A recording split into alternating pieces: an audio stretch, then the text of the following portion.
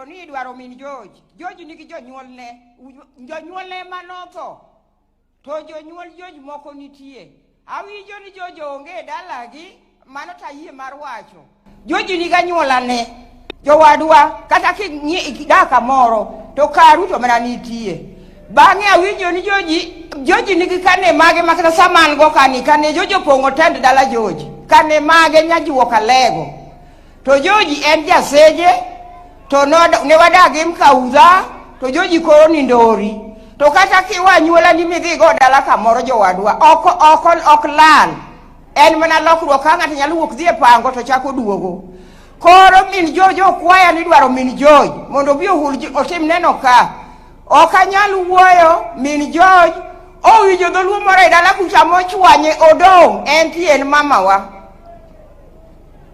Koro ana wuon kama chunga ni George ni en nyathiwa mar 10 en kuoma mar 11 man George luwa mar 11 kakunena ni. Okatin mae ema George luwa mogik. To mae luwa ma koro jowadwa mang'eny manyalo wacho kuom George onge nyabondo moluor emoriyo ng'adoga oyo oseng'adonwa nyabondo onge gima nyalo wacho aromo gi mago.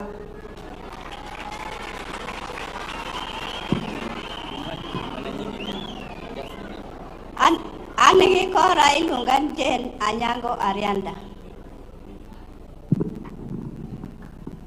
An machung' kani iluonga ni Mary Were. Makmana ni wach moro achiel ema adwa wacho kuom George ni.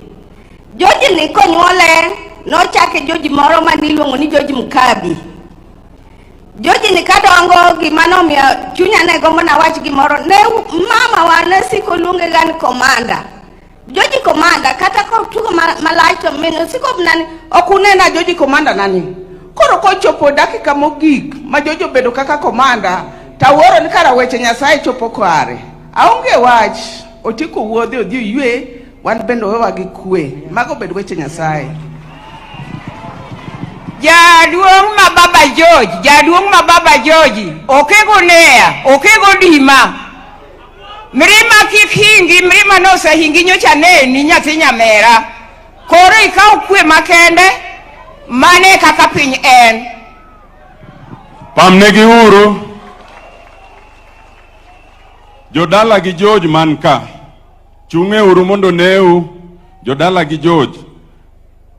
Ero fuanegi uru please wave at them. Ero kamano joseje manka kanema George kanemae ere joseje manka echogin kacha fuanegi uru yawa. Ero kamano koro gi jodala gi George kumodake ndori e asembo ube chung'uru mondo neu kore dalau aparo ni gin kanyo fuanegi.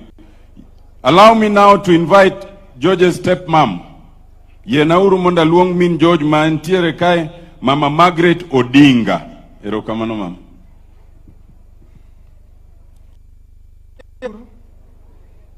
An be ka chungo ka nyingi luongo ni Margaret Odinga.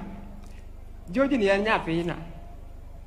Wuon gi maduong' kore ka jaoda. Ne gin dhano adek. Koro achungo kaka mama gi. So atimo mos makende. George otieko wa. Ne nyathiwa mohero lakini atimo nitho mos. George onind gi kwe. Aonge manyo madanga wachi awe umna gi mago. Eruru kamano. Makofi. You know, you should clap for the brevity and the clarity.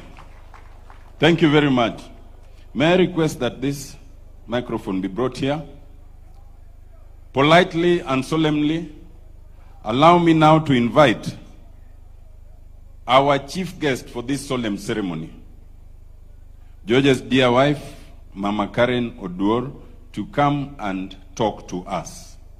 Mama Karen, karibu. Debed nango debed ni jo kwaya kanini machiegni du keto wer moro piyo. Sama Mama Karen biro. Matu teme piyo yawa murwakego. Bia mo sama jo kwaya werni. Ero.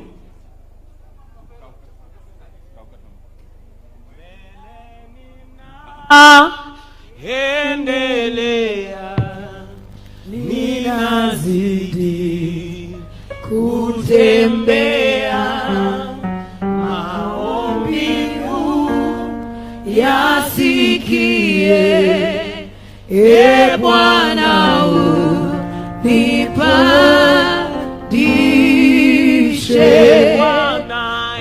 Bwana uninue,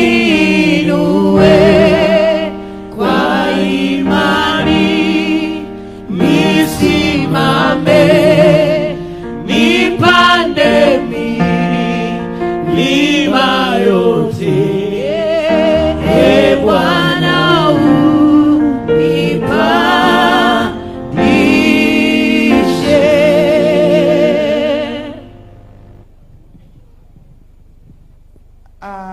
Thank you very much for this special day that the God has given unto us, to the President, to the Honorable Excellency Raila Odinga, to the governors, the senators, the MCAs, and all the protocols observed. Thank you very much for coming to help us mourn our friend George. George was a very special friend to us, and a very special friend to everybody, and a special husband to Karen. Karen has been my good friend for the last 30 years, and that is when I met George. So I've known George for all this long. It's sad that we've lost a great man in our lives. I really don't know what to say. I really don't know what to do, because we've lost a man. I've met so many men, but I've never met a man like George, because George was special. A special man, a special husband. I don't have any fear to say that, because there are so many men here, but none can be compared to George. So thank you very much. I'm Rose Asiko, the wife to the veteran legend of KBC, Omole Asiko. I'm going to read a small special tribute about George that Caro has written, and then Caro will timoneno in the Luo, because us here at home, we believe that if you do that in the Luo, it's when you feel that you've really sent your husband in a great way. So you will kindly bear with us. Thank you very much.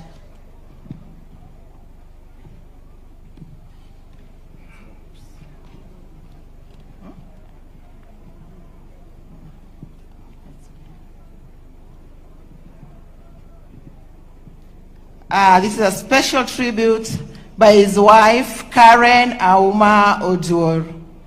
It's hard to put into words what it feels like to lose you, George, my husband, my best friend, my greatest support. You were a man of quiet strength, always putting others before yourself. Your journey was full of discipline and sacrifice. I watched you carry so much on your shoulders, and yet you still found time to laugh with the people around you. You check in on me even when you'd be far away on duty to make life lighter, even when yours felt heavy. But beyond the title and reals, it's who you were at home that meant the most. You are loving, present, deeply caring, a true partner in every sense. You made life feel safe. You made our home feel whole. You are a partner who showed up with love, patience, and pride. You are my calm in every storm. You touched so many lives, and I've seen the impact of your kindness and dedication in the stories people have shared. It brings me comfort, even in this pain, to know how loved and respected you are. Though you are no longer by my side, your presence is everywhere, in our family and friends, in our memories, in every part of the life we built together. Rest well, my love. Thank you for loving me. Thank you for choosing me. You gave me your best, and I'll carry your memory with grace and gratitude always. Love, Karen. Thank you very much. Karen has so many friends. So friends of Carol, kindly stand and wave to the... Kindly stand. Thank you so much. Carol will say more. Asanteni sana. Bwana Yesu asifiwe. Bwana Yesu asifiwe tena. First, I want to give my thanks to President William Samoei Ruto for coming to mourn with us, to give George a good send-off.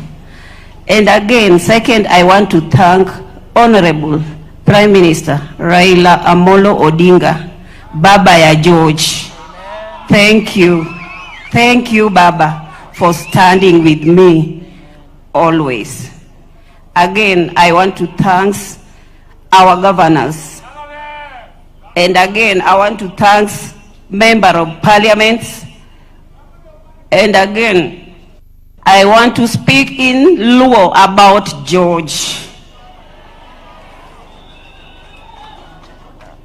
And again, I don't want to forget my pastor, Mr. David Morabe. Thank you, Pastor. Adwa wuoyo gi dholuo kuom George. George mosiepa masadak go igni 27. George ni en dichuo makokosoni to kidhao to duogo ng'isi no osiepa agoni mos kacha to nakosoni. To an bende kakosone taluonge ni ajojina komanda, nong'isa ni min gi ne luonge ni komanda. Koro na eroe ni komanda. Kendo agone ji erokamano mobiro mon komanda na. Ago erokamano kabisa ne jakom gi jok manochung' koda koa e office, Jakom, Silas Jakakimba, and the team. Thank you so much. Jok manyocha tiyo gi George kaka security, asanteni. An onge gima dawach mang'eny kuom George. If I just started to tell the story of George, you will not leave this place. I want George to go in peace as early as possible. So I don't want to talk much about George. If you want me to give you a story of George, you are welcome to my home. Come, I will tell you George's story. Thank you. Pole, an gosiepena moa Nairobi, gin kacha.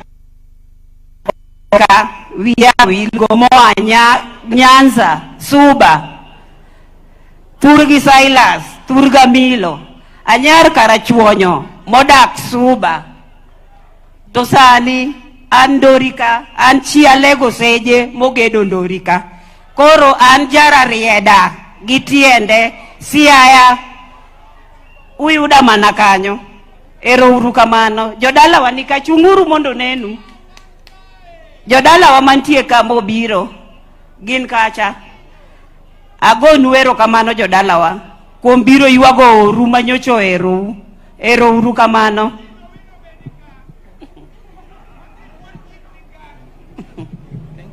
Thank you so much. Oh. George lived with one son. He's a son to my brother-in-law. Bruce, where are you?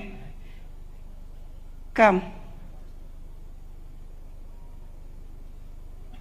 Not even one, there are two. But only you will talk.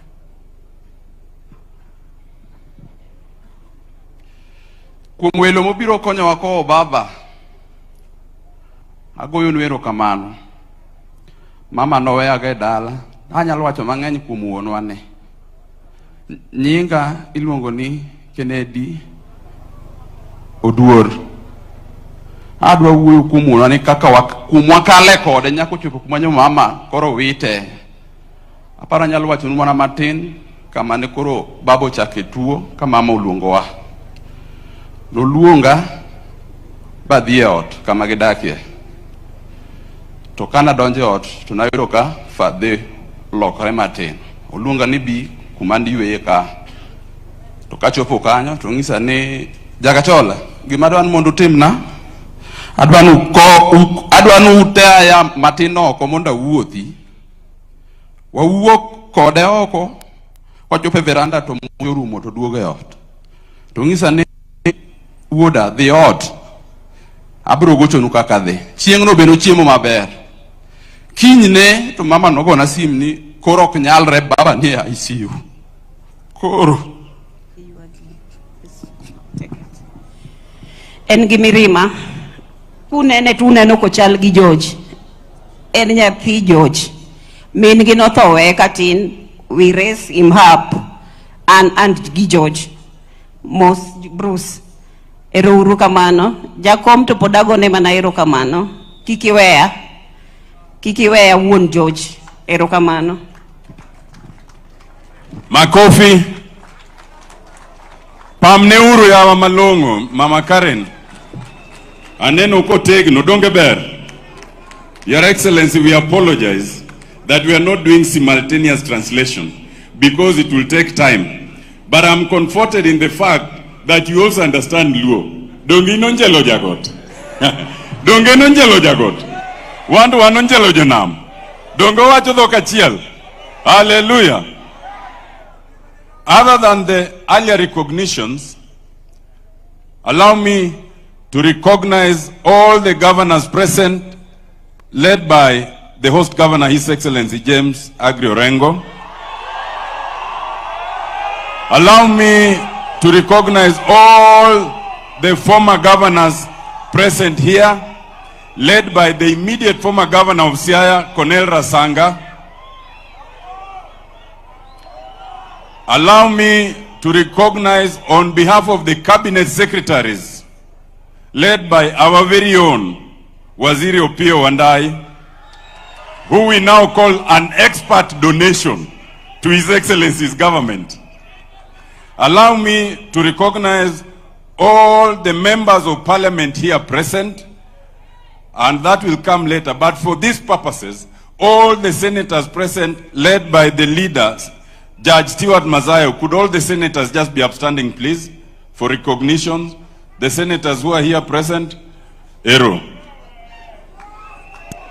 But for these purposes, led by our very own youth leader, the only orphan in Africa, Dr. Oburu Oginga. You know, Dr. Oburu Oginga is the only orphan. Even the Right Honorable Prime Minister is not an orphan for these purposes. Allow me to recognize all the members of the National Assembly present, led by our leader, Junet Muhadem. Could all the members, MPs of the National Assembly here present, Mosgiuru, those are members of the National Assembly. Allow me to recognize the principal secretaries present, led by none other than our very own, who has really assisted us in this arrangement, Dr. Raymond Omolo. But at this point, Your Excellency, also allow us to thank you, because we keep donating experts to your government. And there's the most recent donee from this very constituency, Dr. Umoluga. Where are you? That one is also from here. So we'll keep donating. Allow me to recognize the speakers of the county assemblies present, led by our very own Speaker of Siaya, Speaker George Okode. All the speakers I see, even from Nairobi, Ngondi, and the rest. Allow me to recognize the members of the county assembly present, led by the area MCA, Gordon Onguru. All the MCAs, please be upstanding. All the MCAs, yes, including from Nairobi, from Kisumu, and everywhere. Yawada kumoski. Kokumozo kitabu lungo kika. Eruru kamano. Allow me to recognize members of the provincial administration, from the highest level all the way to the village elders, but for these purposes led by Flora Morwa. Flora, where are you? Yes. Just as you are standing, could all the members of the provincial administration please be upstanding? Nyaka chiefs, assistant chiefs, Joduongweng, DCC, ACC, all of you. Ero pamnegi uru. Ero kamano. Allow me to recognize those with whom we've walked this journey, especially those of us in the Azimio coalition, and there are many, but for these purposes, the one who catches my eye is Professor George Wajakoya in his traditional regalia. But today he has done better because he's not wearing that thing. Today he's wearing combat. Allow me to recognize the Secretary Generals of our various trade unions, and two catch my eye. First, the veritable Francis Atuoli. Allah. Allow me also to recognize our very own Secretary General of NAT, Collins Oyu, who is also from Rarieda. Allow me to make this recognition because I'm the member of parliament for Rarieda, but there are those who came before me. First in that order is Waziri, who is also my uncle, Tuju. He is here.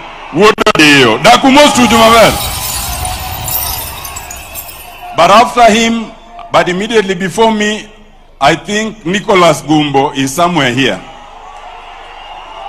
There he is. Allow me, ladies and gentlemen, to recognize all the mourners who are here. But more importantly, Jorarieda, Untie. To commence this part, and I had already said you only take 2 minutes, we will start with the veterans. There are those who served with George for 4 decades. On behalf of the veterans, Lumumba Wade, please approach the podium. But unlike Nairobi, you will not call the veterans up here. You will only ask them to be upstanding wherever they are, and then you speak on their behalf. Lumumba Wade is not just a veteran, he is a man who knows the corridors of Kamiti very well. Thank you very much, Mheshimiwa. To His Excellency the President, His Excellency Right Honorable Prime Minister Raila Odinga, Carol, who has just gotten a new name, the widow, all protocol observed. As you've been told, I'm called Lumumba Wade. Ne wabro luoro occasion ni. Akwayo ni jomantie kanyo magoko kogo. Please we go koko. Hori mondo wawinj wach ni nikech kawuono en odiechieng' mopogre gi odiechienge moko. Aya. Please honor George's discipline. Kindly, please. I'm called Patrick Lumumba Wade. I'm the area MCA for Southeast Nyakach, currently the Deputy Majority Leader, Kisumu County. As you've been told, I'm representing the veterans. I kindly ask the veterans to be upstanding so that they can be seen. Please. The history of veterans is for another day, but they are called veterans. Thank you very much. Be seated.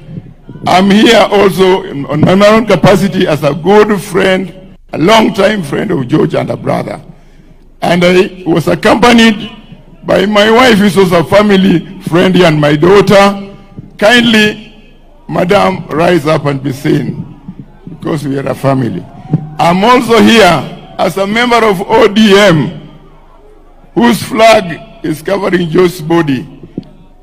And there are people of ODM and friends of George who has accompanied me from Nyakach, led by my area MPA, Honorable Oduor. Kindly Nyakach people rise up and be seen. Thank you very much and be seated. I'm going to give us very short history of George, how far we've come from. I knew George as a young boy in the 90s during the struggle of the second multi-party struggle. But that is not enough. I saw a young man who was a very disciplined youth. I identified him among the many youths. We are so many, but George stood among the best. I was not betrayed and have not been betrayed by George because he has lived up to my expectation, and that has been attested to in the eulogy here by none other than His Excellency, the Right Honorable Raila Odinga, whom he has served diligently to date. The man we are burying here is a hero, and I'm happy and glad that you are burying a hero at home. Many heroes are declared missing in action, meaning they are not buried at home, but you are burying George at home with all the honors. I believe those honors are here. His Excellency is here, the President of the Republic of Kenya. Which other honor do you need other than that can be accorded by the President of the Republic of Kenya? So George is going to the grave with all the honors that he deserves. Having said that, let me give a short history of our coming together as veterans. During the struggle for multi-party, our young men and women came up to support the party in form of youth and security. That is how we came together. And indeed, we lived up to our expectation. And I urge young men that the struggle is not yet over. Much as we have the president here, we had Oburu the other day, there are a lot of things that still needs to be done and yet to be done. And therefore we count on you to be as the veterans that we are celebrating, one of them today, that going forward, even after the president, there will be other things that we need to change, and we call upon you to do the same. We were persecuted. We were tortured, but that did not deter us to continue with our struggle. I can attest here that those people you see collating around Prime Minister, each and everyone has paid a price. All these people have paid a price, but we are not regretting because that price has given us fruits, and we are seeing one of them being multi-party. 2010, the Constitution is here to be seen. We have devolution and so on and so forth. Then those are contributions of those that we are celebrating today. I want to say here and appreciate Mama Aide. Mama Aide, she's not here, but in the struggle she has always stood with us as the family. I was arrested. George was arrested when we were very young. Our families were very young. Caro had just gotten married when we were arrested and taken to committee with my friend, now the CS, Opio, and I. The woman who brought our families together and encouraged our young wives was none other than Aide. She brought them together and was constantly counseling them and telling them, I am a testimony. My husband was arrested when I was young. You be steady first and follow this path. And that path they followed to date. I'm happy that Caro is burying George today. Had it not been for Mama Aide, I'm sure some of us would have come from prison and find ourselves without wives. Thank you, Mama. In the struggle, a lot of people participated in a way or the other. I can see Honorable James Orengo here, who was over there for us whenever we were arrested. The family of Honorable Nyong'o participated. At one time we were almost going to the gallows. It was none other than Brother Nyong'o, professor, the pathologist, who actually cleared the air when we were being charged with murder, which we never did. I thank everybody that was there for us during the time of struggle. Brother Odi, as I always refer to you and you refer to me as the commander, thank you very much, all the veterans, and God bless you.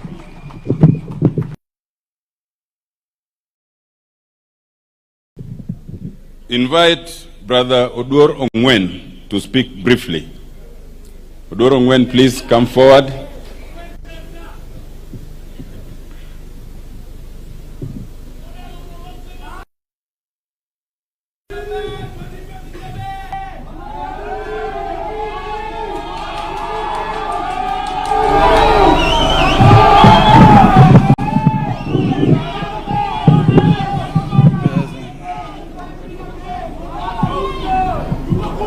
Mama Caro and the family, Your Excellency, the President of the Republic of Kenya, Your Excellency, our party leader, Raila Amolo Odinga, deferring to all the protocol.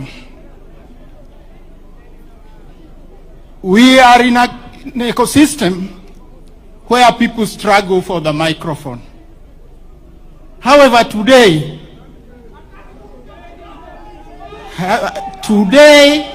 it was very difficult to come and stand behind this microphone because we have lost a legend.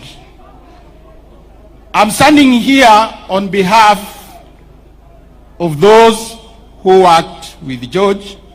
I come from the National Secretariat of the Orange Democratic Movement, where George is, I'm still using the present tense, is staff number 051. So as a family, we are devastated. So before I say 2 words, I want to ask George's colleagues, wherever they are, to stand, starting with Chungwa House. Where are you, the staff from Chungwa House? There they are, led by Mr. Kawino. Capitol Hill, the staff from Capitol Hill, please. Where are you? Here they are. From Joff? Those from Joff? And finally, those from Mama Aida's home. The staff, please. Yeah, thank you. Thank you, thank you. Your Excellency, the person we are sending off was a man of presence. He was always composed, ever aware, but most importantly, equipped with very sharp political instincts. And that is what made him an asset around Jacom. He's one person you can describe as having been very tough, yet also very friendly. George was never overbearing. However, ukifanya fujo, utaona. This is the person we are sending off. But most importantly, very human.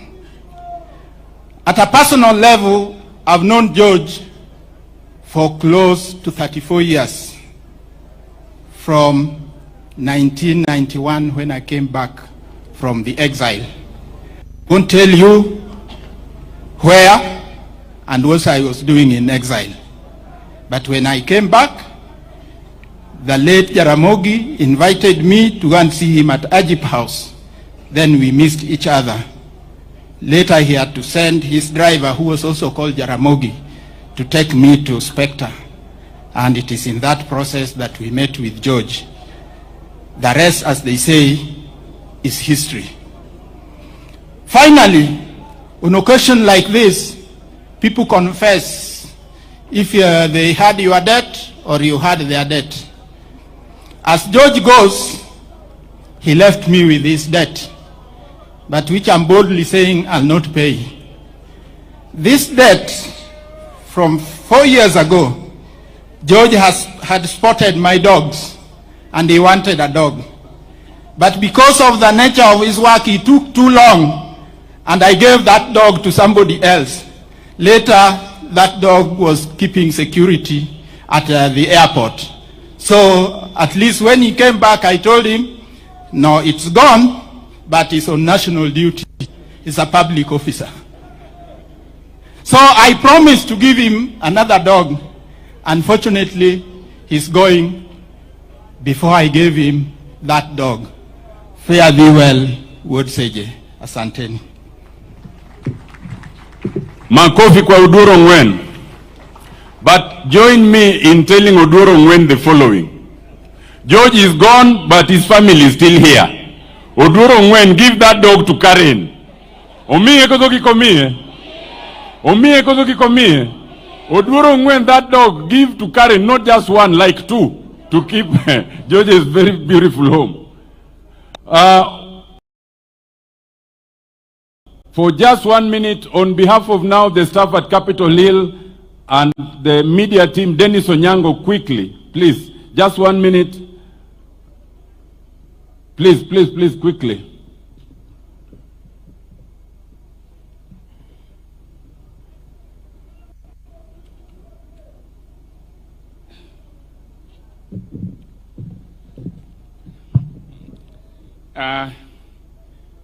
To George's immediate family, Karen,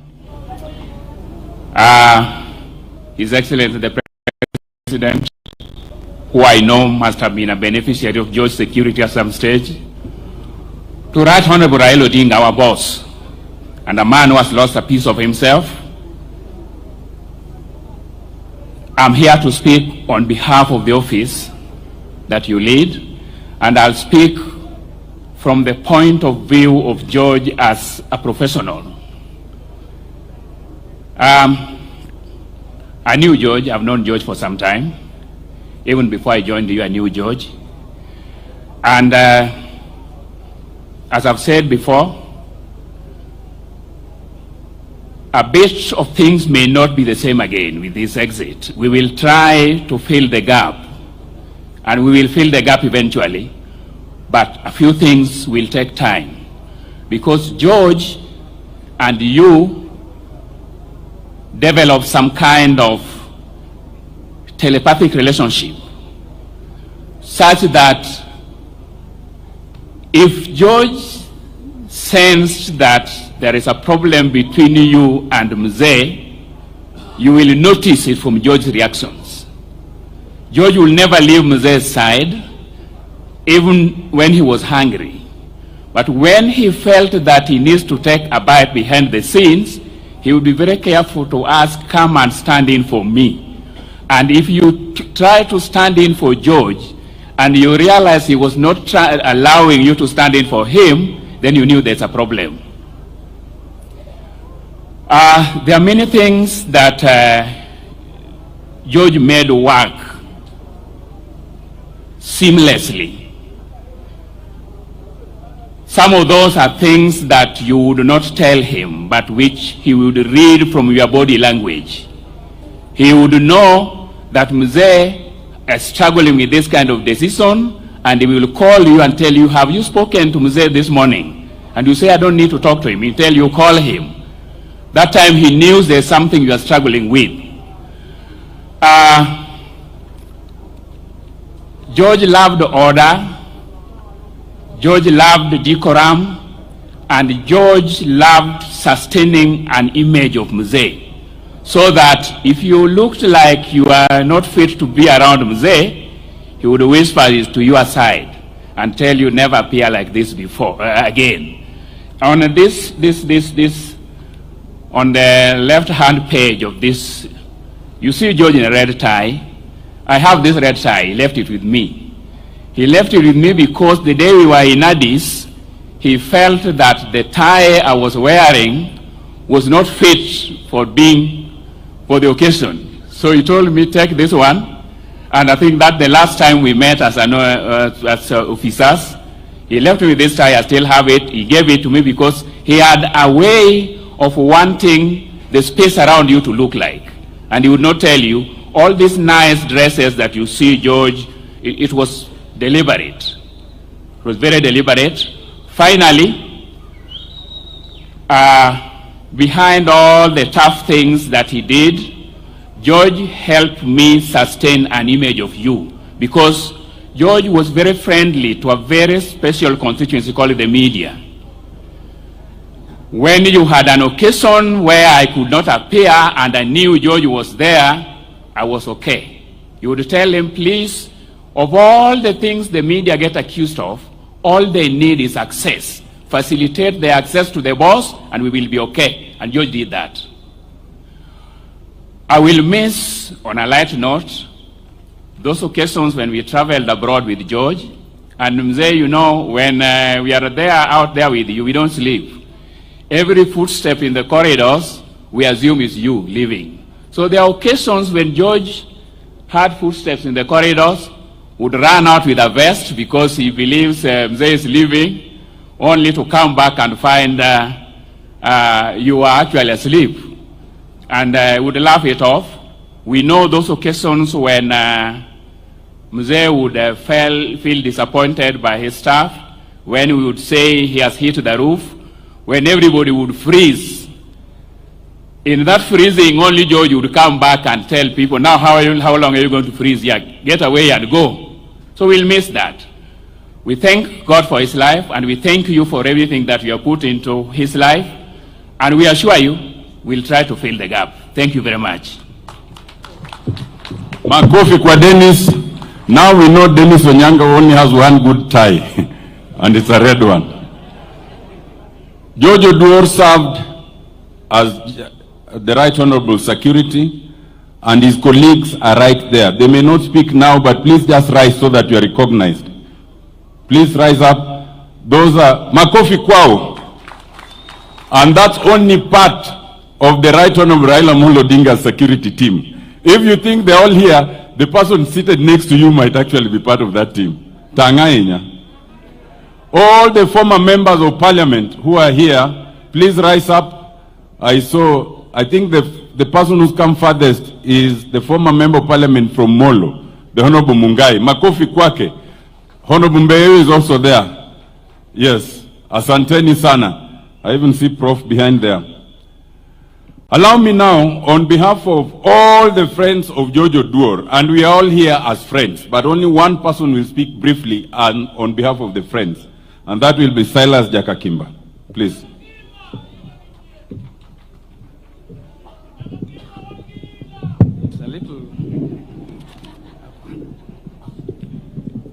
Excellency the President, Prime Minister Odinga, and Madam Caro,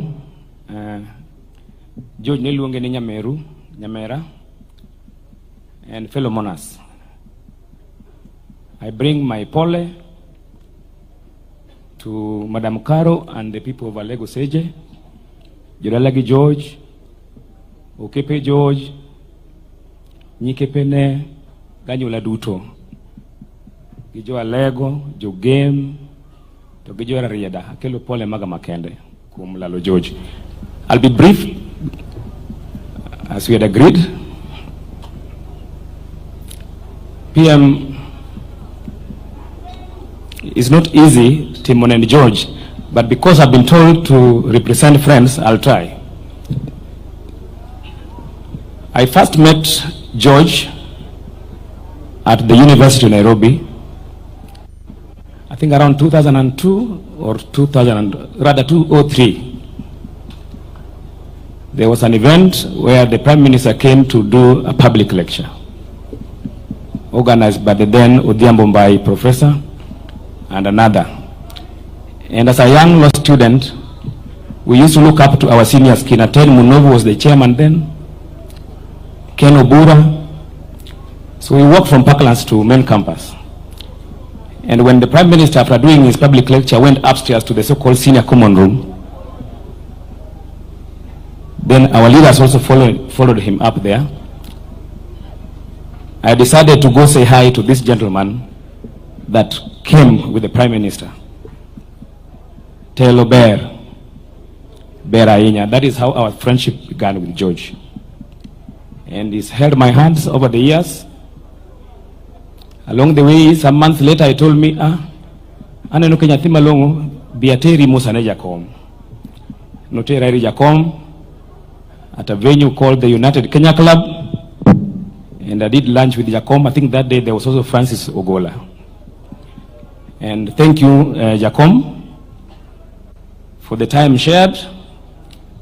The honor I had to serve you through George is not a small thing.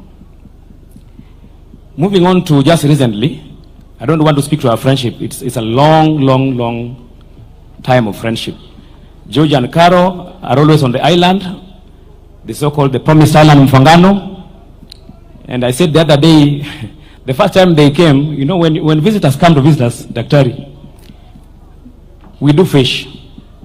So George did not eat fish. He said, ni eno kochamrech, he didn't do fish. He had to eat eggs as we destroyed the samaki. So one thing is, George, though he comes from the left side, is one of the few people from this area who never did fish and hated fish. Whenever he goes to his in-laws, the Lambwe people are here, rather Karachunyum people who live in Suba, in Lambwe.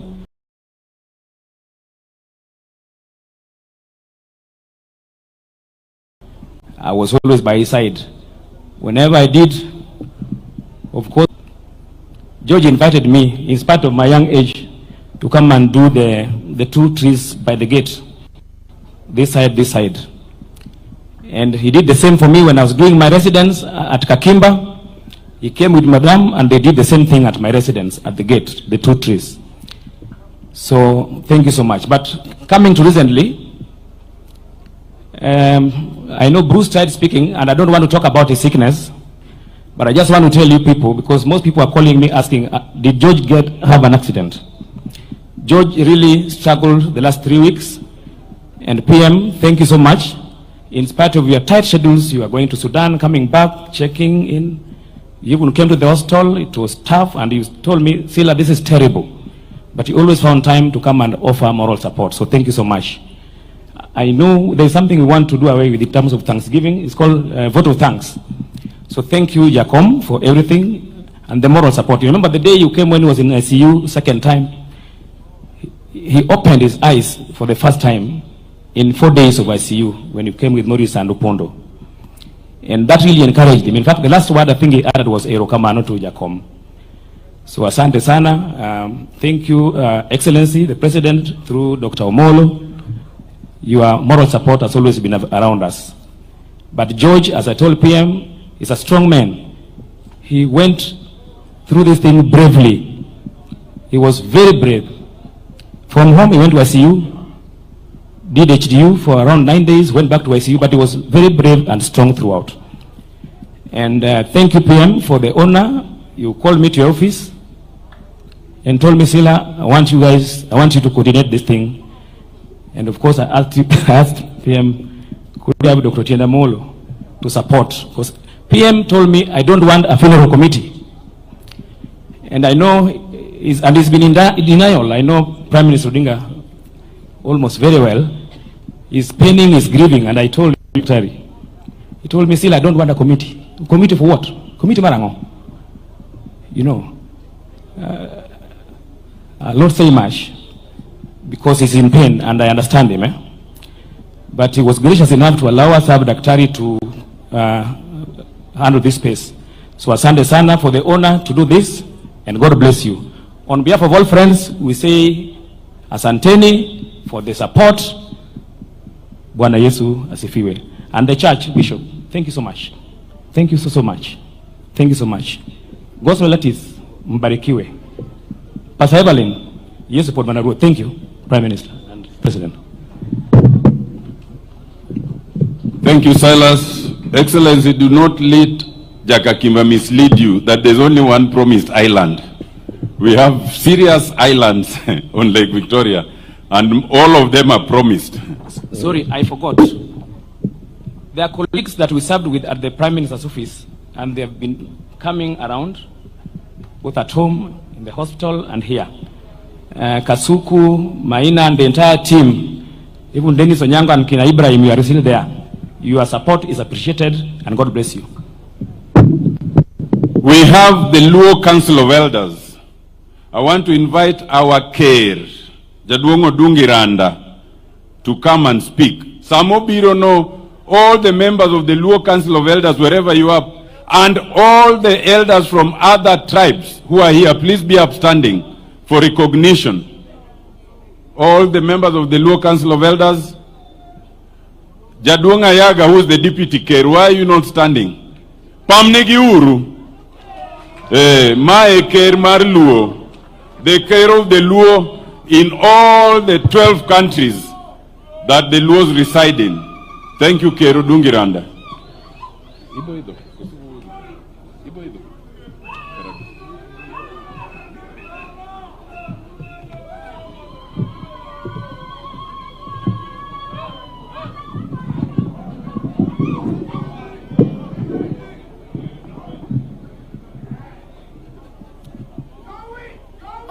His Excellency, the President of the Republic of Kenya, the Right Honorable Raila Odinga, Mama Karen, nijo kanisa matayo nyasi maro di wuor udalego.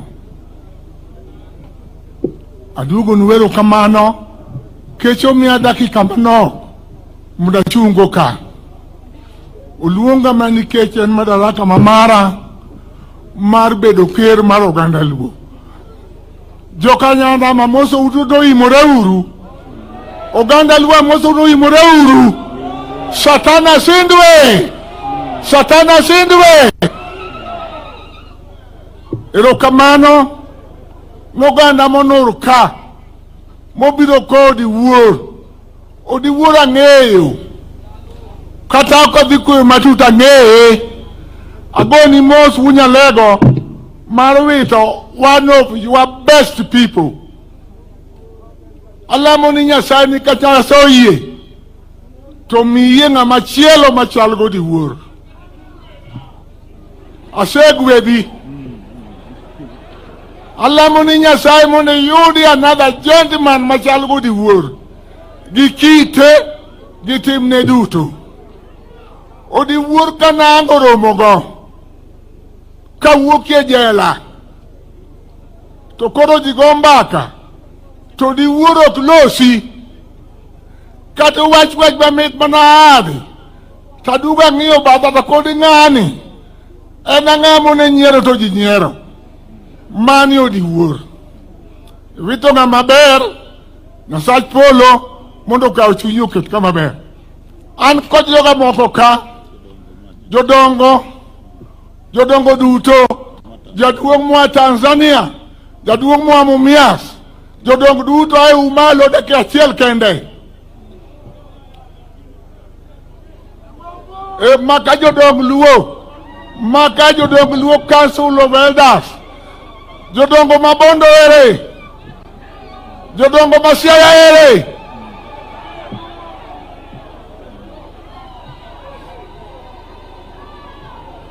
Aduogo nuero kamano.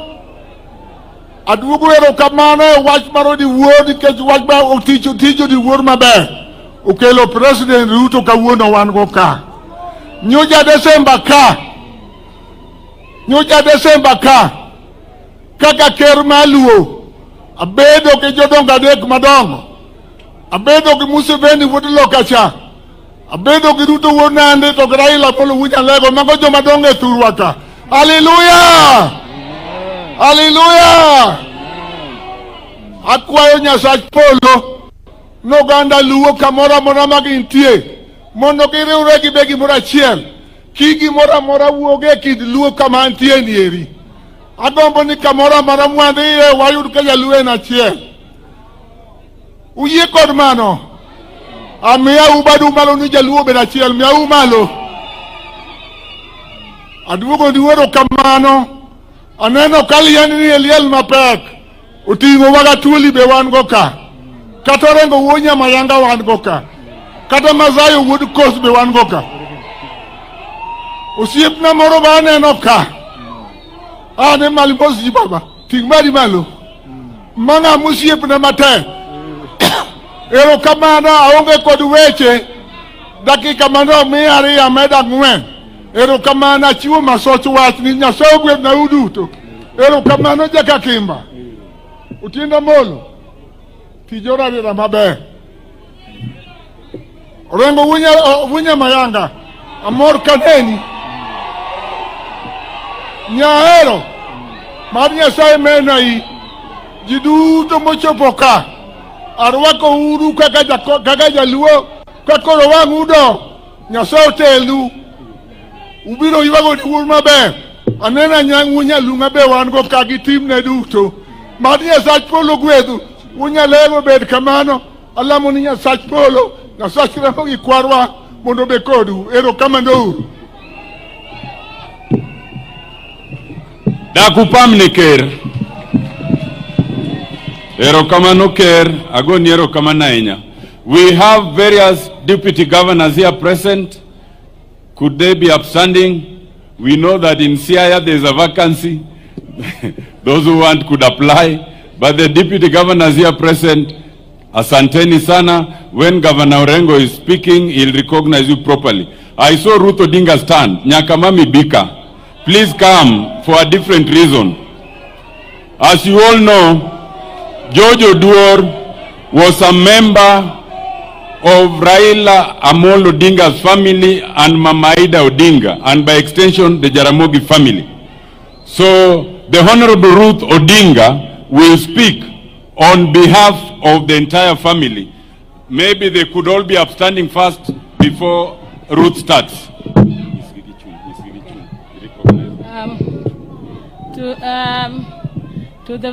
His Excellency the President, to the Right Honorable Raila Amolo Odinga, all protocols observed. Here, standing on behalf of the family, members of the family of the Odingas, could you please be upstanding? As you can see, we are all here. There are very many here. As you know, George is a brother. George is an uncle, and to many of us, we say that this is a family member that we have lost. I can see many of you saying that George started off working with my father, with Raila. Actually, he started working with my father. I knew George when he was working with my father at Ajib House, then at Spectre. George was a very good mechanic. He was very good at his work. But surprisingly enough, when he came over to start doing security, George was the best security we've ever had. As you can know, some of us, we always want, just like how you people want to be with Raila all the time, even as the family, we always want to be around Raila. And we would call, even when he needs his own privacy. Samoro nitie kata kare moro mabe no dire abindu okodwar wach mar nyithindgi. Ok ni okodwarwa, to bende jakombe nitie gi time modwaro bedo kende. George Oduor nong'e kaka ne deal kodwa. Ibro dhi ne ng'ato koni kata kuma ne entie. Kama ne jakom nitie. Mi chopi. To George ong'e ni jakom sano kaka nuwinjo kane owach ka gi Dennis. Ni okodwa neno usano entiere gi dish ne moro ma en go. Ibro doke ot ma ang' realize mana ni okineno jakom kisedogi chope ot. No George treat maber moloso kodi mongajo pachi. Mi dhi mokitimango okineno jakom to samoro bende. Shida mi dhi neno negono, George otiekoni. George ne miyo wabet ma onge wich kuot. As family, omiyo ang'e ni wawinjo lit. The gap ma George oweyo, I don't know who will feel. George oweyo kama duong'. Nyocha entie gi kwe mabe kata kineno ka en gi jakom to en gi kwe. Tana wacho ni aka family, amor ni wabedo ga kaka baba wanoketowa, ni kama jotije wanitie wahero ga bedo gi jotije wago kata gi kendo karan nange ichon Ajib House pod ange nyaka sani be an manan kodi aparo ni the last breath mane Jojo kao an manan kodi osiptal bende ne doctor ngondowa ni George pod ngima to kala Jojo sewewa maka wuo kalore lift to kachopo oko to karowo chanani Jojo wewa jogo ne manejwa wan kodi anachako kodi kwa tindo pod wabo mna bedo kodi joko dingo kwega jogi Nyasaye mondo medu mdongi kwe. Thank you.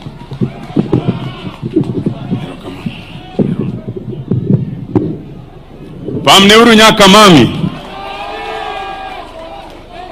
Now we are moving pretty fast because as you can see the clouds are forming, but we want to beat the time. May I now come to the National Assembly, and for the National Assembly may I invite our minority leader. Well, the courts call him majority leader, but as in Parliament we still maintain him as our minority leader to introduce the members of Parliament and speak on their behalf. His Excellency the President, Dr. William Samoei Ruto, the Right Honorable Prime Minister, Baba Raila Amolo Odinga, Governor Siaya, His Excellency James Orengo, and other governors, members of Parliament, all mourners, Bwana sifiwe. Bwana sifiwe tena. Yangu ni machache, nataka kuomba wenzangu ambayo tunafanya na huko kwa bunge wasimame juu ili watambulike. Tuko hapa na mheshimiwa kutoka Nyatike anaitwa Mheshimiwa Tom Odege. Tuko hapa na mzee wetu wa huko Nairobi anaitwa Babu Owino. Tuko hapa na mheshimiwa wa Budalangi anaitwa Rafael Wanjala. Tuko pale na mheshimiwa wa Kibra Mwalimu Orero. Tuko hapa na mheshimiwa wa Makadara George Aladwa Omwera, chairman wa ODM huko Nairobi. Tuko hapa na mheshimiwa kutoka Nyakachi, Mheshimiwa Duma Oduor. Tuko hapa na mheshimiwa wa ODM wa Mandera East anaitwa Hussein Weitan. Tuko hapa na mheshimiwa wa Kisumu Central Daktari Oron, Dr. Oron yuko hapa. Tuko hapa na mheshimiwa ya Karachuonyo yuko chini anaitwa Dr. Dipo, mheshimiwa Kuome Dipo yuko hapa. Inua mkono juu zaidi. Watu wakuone. Tuko hapa na mheshimiwa kutoka Awendo, Mheshimiwa Walter Wino. Tuko hapa na mheshimiwa wa Lego Usonga, Mheshimiwa Atandi, Chairman Budget Committee. Tuko hapa na mheshimiwa Tubi, ya youth leader wa ODM John Katora yuko hapa. Tuko hapa na mheshimiwa Game Elisha Akuba hapa. Iko hapa women rep wa Siaya anaitwa Dr.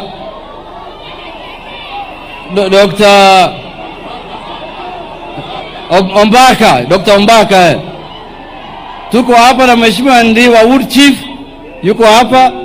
Tuko na chairman wetu ambaye ni chairman wa Health Committee mbunge wa Seme Dr. Nyikan, mheshimiwa wa Kisumu West Rosa Buyu, women rep wa Migori mheshimiwa Fatuma Full Network. Iko hapa mheshimiwa Langata anaitwa Jalango mwenyewe, na women rep ya Kisumu ameshaongea anaitwa Ruth Odinga. Iko hapa mheshimiwa wa Westlands constituency mheshimiwa Tim Wanyonyi iko hapa. Iko hapa Moroni MP anaitwa mheshimiwa Onyango Koyo yuko hapa. James, nafikiri nimesema yote. Sasa kwa sababu ya time nataka kuomba mheshimiwa senator, minority leader ya Senate akuje tambue senators mwenzake, na anaweza ita Dr. Oburu na mwingine wakuja waseme machache. Unajua ofisi yangu iko kwa katiba article 108. Sasa yangu ni kubwa kidogo zaidi.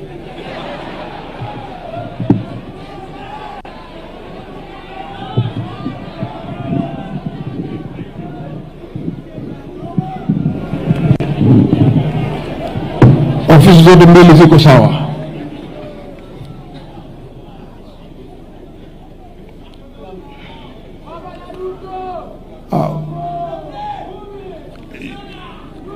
Mheshimiwa Rais Daktari William Ruto, Baba Raila Odinga, Mama Karen, wabunge wote walioko hapa wa Senate na wale wengine wa bunge la kitaifa, ndugu zangu wote ma MCAs, waheshimiwa magavana, Bwana asifiwe. Kitu cha kwanza nataka kuchukua nafasi hii niweze kuwajulisha wale ndugu zangu maseneta walioko hapa. Tafadhalini maseneta mlioko hapa popote mlipo, kama mnaweza kusimama tu ili tuweze kuwajulisha. Wa kwanza kwa upande wangu wa kulia ni Senator Moses Otieno Kajwang Jr. ambaye ni senator wa Homa Bay. Tuko na senator pale nyuma, ndugu yangu mdogo anaitwa Aide Okech, yeye ni senator wa Migori. Tuko na senator pale nyuma, dada yetu anaitwa Senator Hamida Kibwana, yeye ni senator mteule. Tuko na anayetambuliwa na kila mtu katika Kenya yetu, ambaye ni mwandishi mkuu wa chama cha ODM, na yeye ni senator wa Nairobi, ndugu yangu Edwin Sifuna.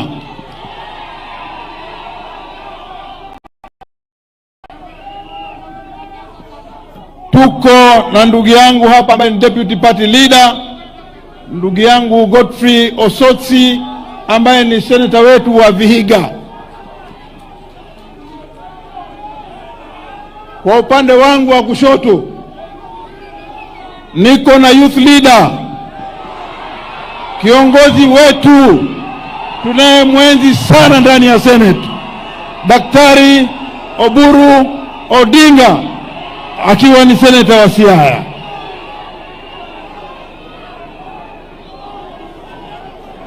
Sioni senator mwingine, kwa nafikiri hao ndio waliofika. Baba Raila Odinga, najua wakati huu ni wakati mgumu sana kwako. Najua ni wakati ambao uko na sumazi kubwa, lakini tunakuweka mbele ya Mwenyezi Mungu tukijua ya kwamba mtihani huu japokuwa ni mkubwa, wewe na familia na ndugu zangu ambao ni watoto wako katika familia kubwa ya Jaramogi Odinga, Mungu atawapatia nguvu na faraja ili muweze kupita mtihani huu kwa huyu ndugu ambaye tumepoteza. Kwa Mama Karen,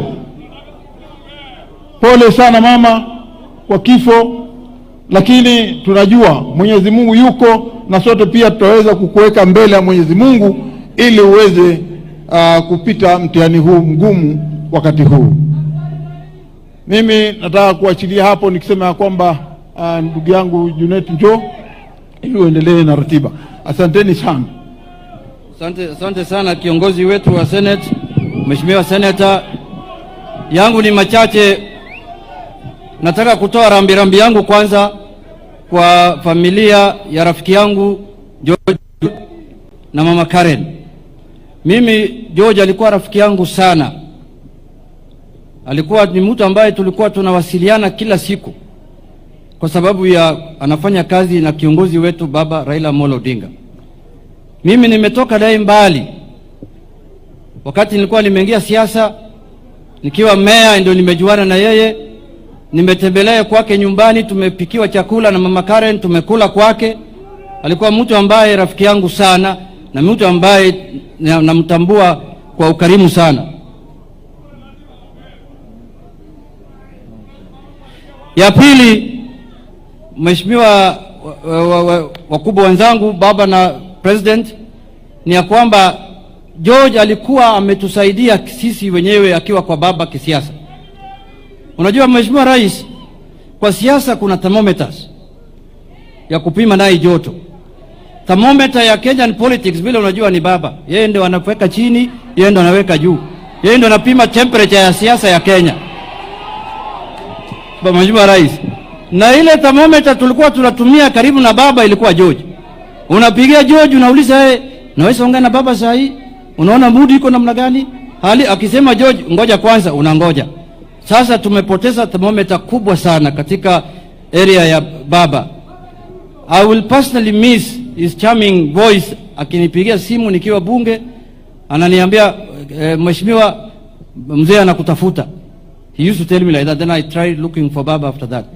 But having said, mheshimiwa rais, jambo la kwanza baba, mimi kama kiongozi huko National Assembly, nimesikia vile umeongea Mombasa. Tena nimesikia vile umeongea jana hapa Siaya. Kwa mambo ambaye najua unaipenda sana ya devolution. Sisi kama watu wa National Assembly sasa tunaitisha ceasefire. Sisi tunataka kuacha sasa vita. Tumesikia vile umetoa amri kali. Tutasungumuza kichini chini. Tutaona vile tutafanya. Hata ile bill ya additional revenue allocation tutapitisha by Thursday, itaenda kwa president kupigwa sahihi. Tutapitisha. Hiyo vita nimeona inakuja ni kali sana, your excellency. Wacha tukwepe. Unajua ukiona mawimbi imetanda isikunyeshe, unaingia kwa nyumba haraka. Baba anasema sisi ndio tunaangamiza devolution kama watu wa National Assembly. Ati watu wa National Assembly hawataki mambo ya devolution. Nitaenda kuhubiri hiyo injili vizuri sana kuanzia Tuesday. Utaona Jonathan anaongea vingine, amebadilisha mdomo yake.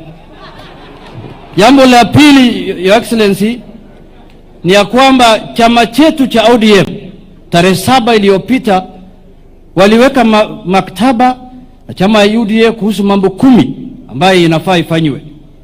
Na hiyo mambo ni mambo ya kusaidia Kenya. Mambo ya inclusivity, constitutionalism, mambo ya kupeleka maendeleo kila tabaka ya Kenya. Your excellency, that is the way we want our country to go. People are worried about 2027, but there is life between now and 2027. There is service to the people between now and 2027. Na kuna watu ambao wanapinga hiyo maneno. Na mimi jambo ya maana sana najivunia katika bunge kama minority leader, one of my biggest achievement was to impeach your deputy. Hiyo nimeandika kitabu, nimefanya kazi ya maana sana kwa sababu yeye ndo alikuwa anaongoza hii mambo hii ya ubaguzi. Anasema wana shareholding, watu hame Kenya, waende Uganda. Sisi kama watu wa Migori aliweka sisi Tanzania, si hata hapa Kenya.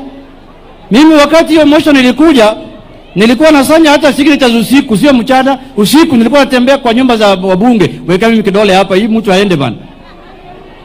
Kwa sababu nchi hii saa hii yeye ndo anaongea kila pahali, anasema ati fulani anaonewa, fulani ameiba.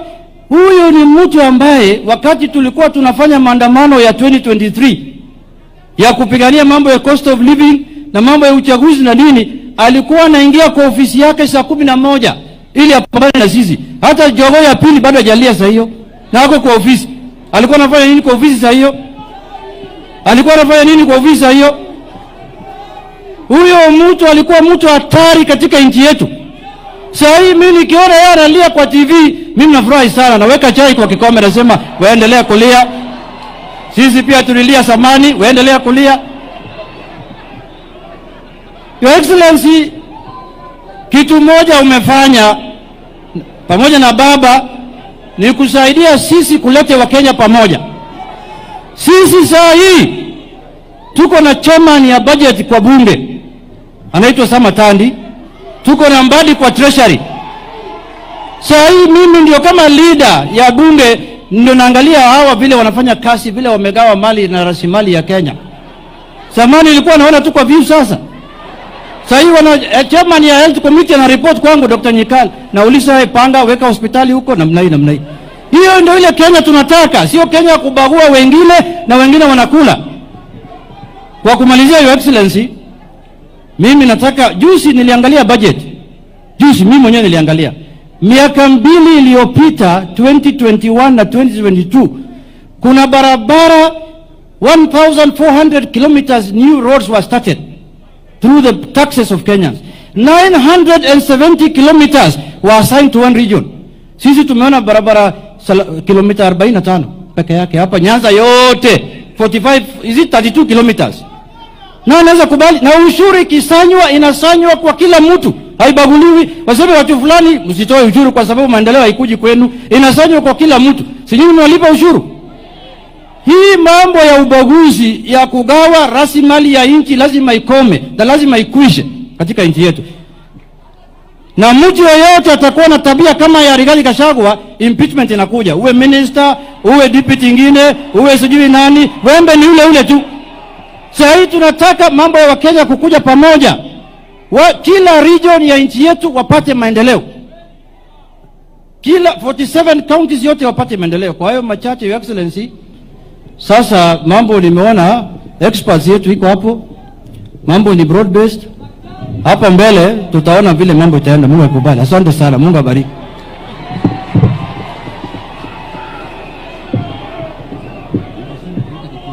Yeah. Hello. Asante, Honorable Junet.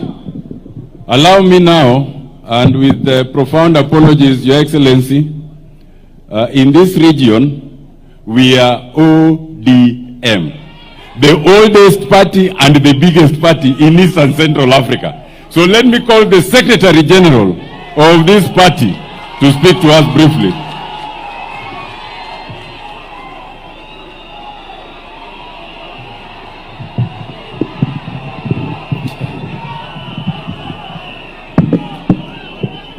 Haya, asanteni sana. Mheshimiwa Rais, Mheshimiwa William Ruto, Mheshimiwa my party leader, kiongozi wangu Baba Raila Amolo Odinga, familia ya ndugu yetu George kiongozwa na Mama Karen, wote ambao mmefika hapa na wasalimu kwa jina la Yesu Kristo, hamjambo. Mheshimiwa Rais, mimi ndio Sifuna. Ukiangalia ngoja kwanza. Ukiangalia hapa mbele huyu muungwana amelala, amefunikwa na bendera ya chama cha ODM. Nataka nikuambie Mheshimiwa Junet, mimi ni mtu mdogo, lakini kiti ambacho nimekalia ni kikubwa sana. Kiti cha katibu mkuu wa chama lazima kiheshimiwe. Na ndio kwa maana tumechukua hiyo bendera, tumefunika huyo mwanachama. Sio kila mtu wa ODM akifariki huwa tunafunika hiyo bendera. Ni heshima kubwa ambaye tunamtunuku ndugu yetu George. Mheshimiwa Baba, jinsi ambavyo nilizungumza tukiwa kule Nairobi, mimi nilisema nimejua George kwa sababu ya ukaribu wako na wewe na kwa kufanya kazi pamoja na wewe. Ukiangalia security situation around Raila Odinga, I don't think there is a security situation that swings as wildly from one extreme to another kama security situation ya baba. Mtaamka asubuhi, mnakunywa chai huko London na watu wa diplomacy, mnasalimia marais Addis Ababa. Saa 8 inatakana uingize Raila katika uwanja ya Kamukunji. Imejaa watu wanapiga kelele, wanapenda Mheshimiwa Raila Odinga, na hiyo mapenzi ni hatari hata kwa baba mwenyewe.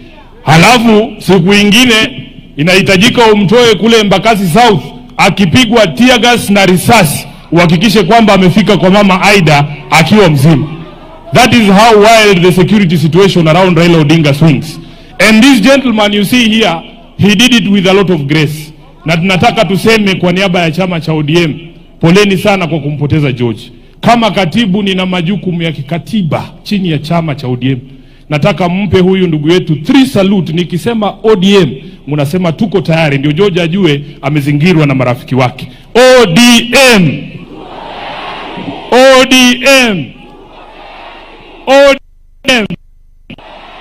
Asante sana. Sasa George, sisi tunasema apumzike kwa amani. Mheshimiwa Raila, mimi unanipa majukumu pale kama katibu wako. Junet amesema yake, hata mimi na yangu. Mimi nilikuwepo kujiandikisha mkataba na chama cha UDA, na huo mkataba kuna mambo inazungumzia. Baba, watu wetu hawa walienda uchaguzi wa chama Kenya nzima, na nataka niwashukuru wana ODM kwa sababu mlifanya uchaguzi kwa amani. Kulikuwa na sehemu chache ambazo zilikuwa shida, lakini tutarekebisha.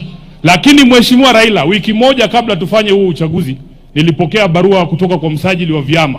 Msajili wa vyama ananiambia amekata bajeti ya chama cha ODM kwa shilingi milioni 42.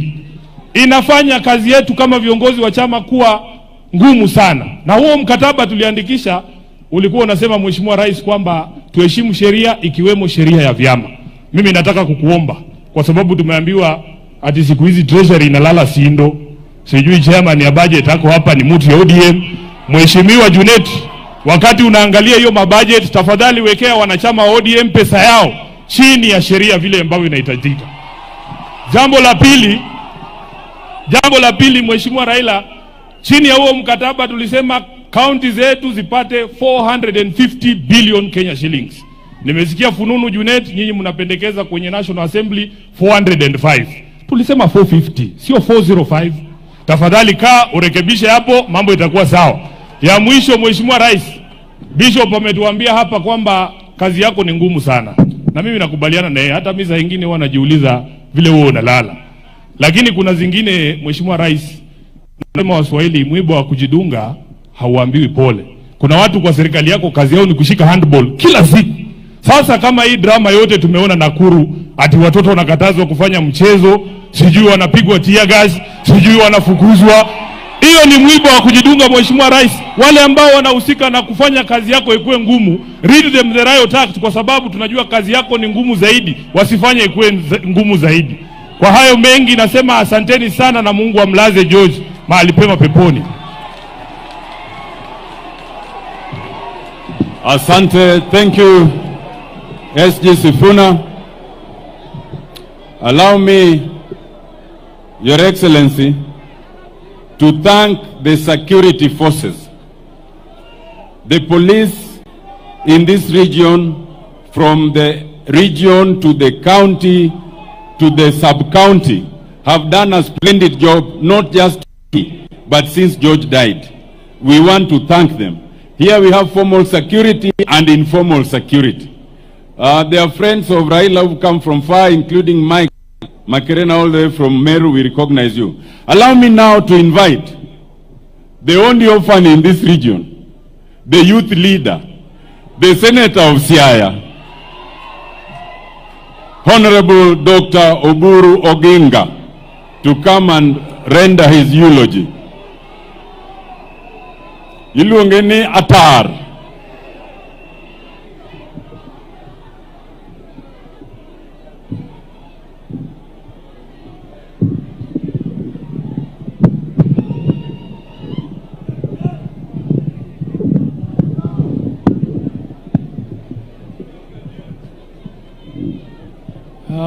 Your Excellency, the President of the Republic of Kenya, Your Excellency, Honorable Raila Odinga, the Prime Minister, and all protocols observed. I have sat for a long time, so I don't want to speak much. What I want to say is that this man lying here was a very, very great man. Because I can tell you, the man he was taking care of, called Raila Odinga, is not a very easy person to take care of. He is not a very easy person to take care of. I can tell you as his elder brother, Raila is very tough. And he likes discipline. He likes discipline, and I can assure you that if you are around him and you are not disciplined, his left hand is very fast and you will not take long around him. You will not take long around him. And George, who is lying here, was my friend. I knew him in 1992 when he was in the Energy House with my dad. But I knew him more in 1994 when Jaramogi passed on.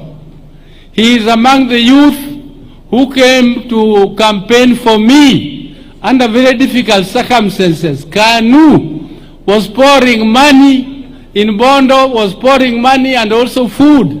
It was during famine time. And Your Excellency, those people were very, very aggressive. I know you were there, so you know.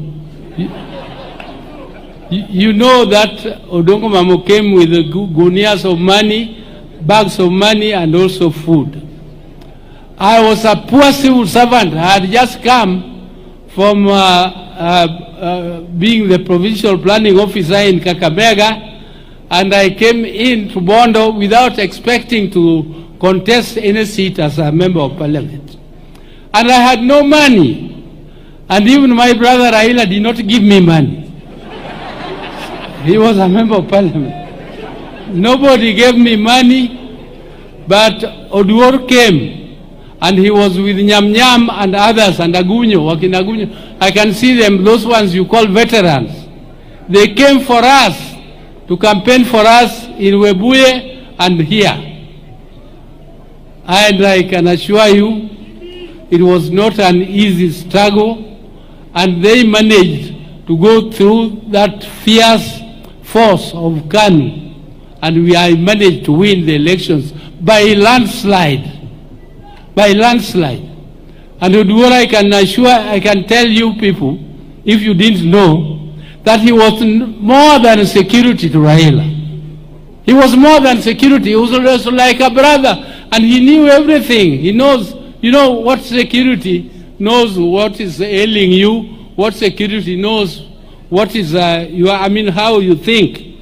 The security would judge Raila and even be very sensitive. When Raila wants to do something, he would actually just make sure that that thing is done very fast. And I want to ask the Almighty God to put his great soul to rest. And finally, Your Excellency, I want to say one thing, that this country has a democratic system where we do elections every 5 years. We do elections every 5 years. But we cannot have a situation where we are agitating, standing up and saying, Ruto must go, Ruto must go. If he goes, so what? If he goes, so what? He can go like the president of Shadbari of Somalia went, and there was chaos in that country. There was complete chaos in that. Up to today, Somalia does not know peace. And we don't want our country to suffer that.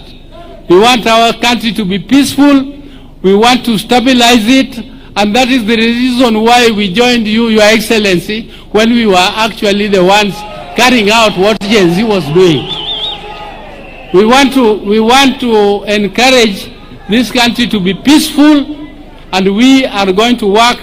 And those our friends who think otherwise, they should also continue to think otherwise, and we remain friends with them, but they should know that as ODM we have decided to work in this broad-based government, and we have lent you people to work with you.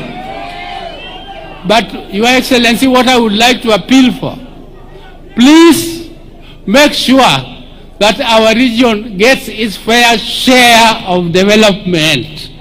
Let us get our fair share of development, and those people who think that we are taking their share from the mountain, we are not taking your share. Kenya is so big, and we are only eating our share. Mr. President, give us our share, not theirs. If they want to come, let them come. So Mr. President, I don't want to say more. Thank you very much for the opportunity, and may the Almighty God rest Oduor's body in peace, and also have everlasting peace for his family. Thank you, Karen, and thank you, everyone.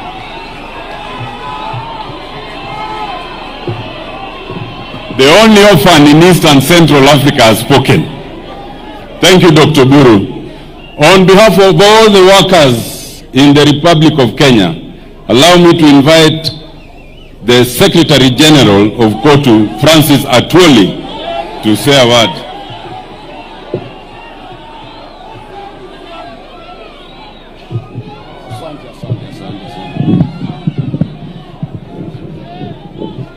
Thank you very much. Nitakuwa kwa ufupi sana kwa ajili wakati umeenda. Rais na mheshimiwa shemegi yangu the Right Honorable Raila Odinga na waheshimiwa wote, mimi nataka kuwa kwa ufupi sana. Jambo la kwanza, nataka kushukuru wewe kwa kupata time kuja kwa mazishi ya George.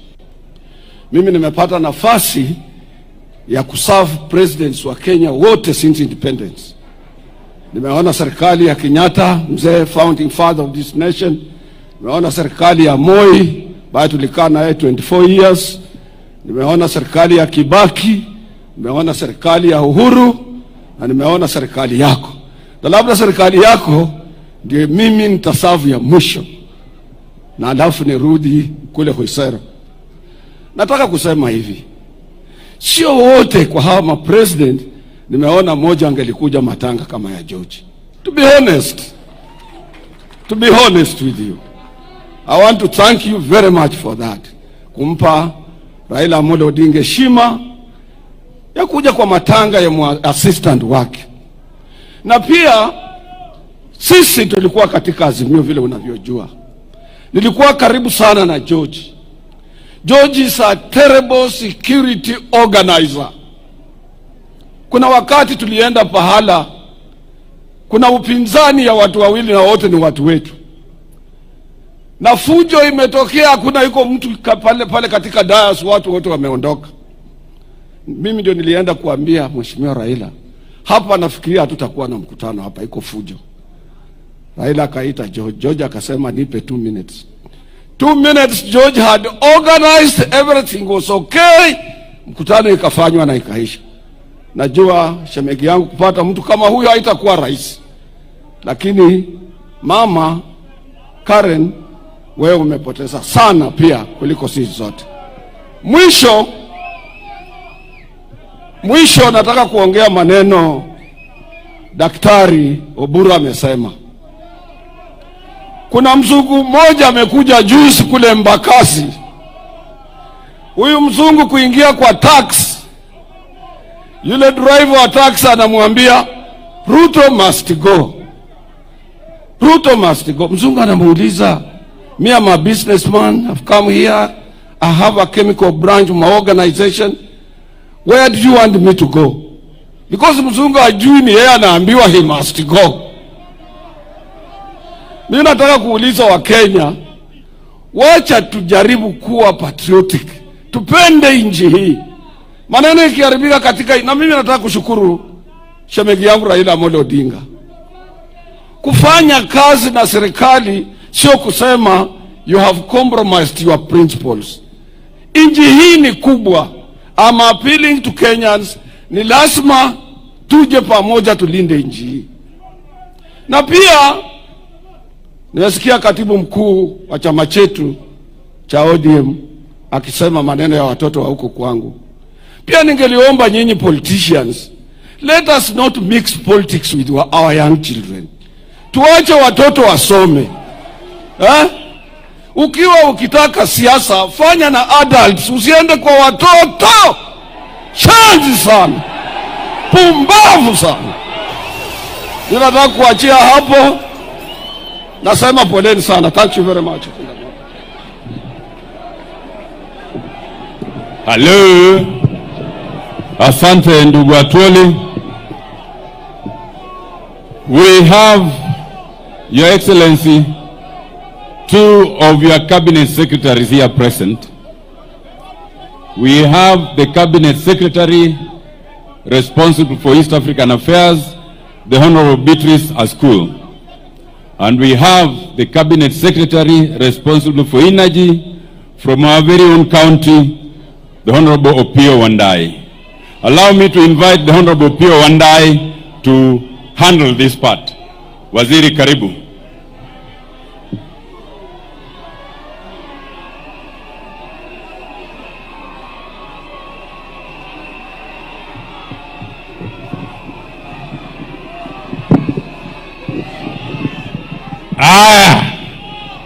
Your Excellency, the President, Daktari William Samoei Ruto, na hiyo mvua ni ishara ya baraka kubwa sana. Your Excellency, Prime Minister Raila Odinga, Mama Karen, and fellow mourners, I will be extremely brief. But before I proceed, allow me to introduce my sister, the Cabinet Secretary for East Africa Community, ASAL, and Regional Development, the Honorable Beatrice Askul. Aje tuapa mbele awasalimie.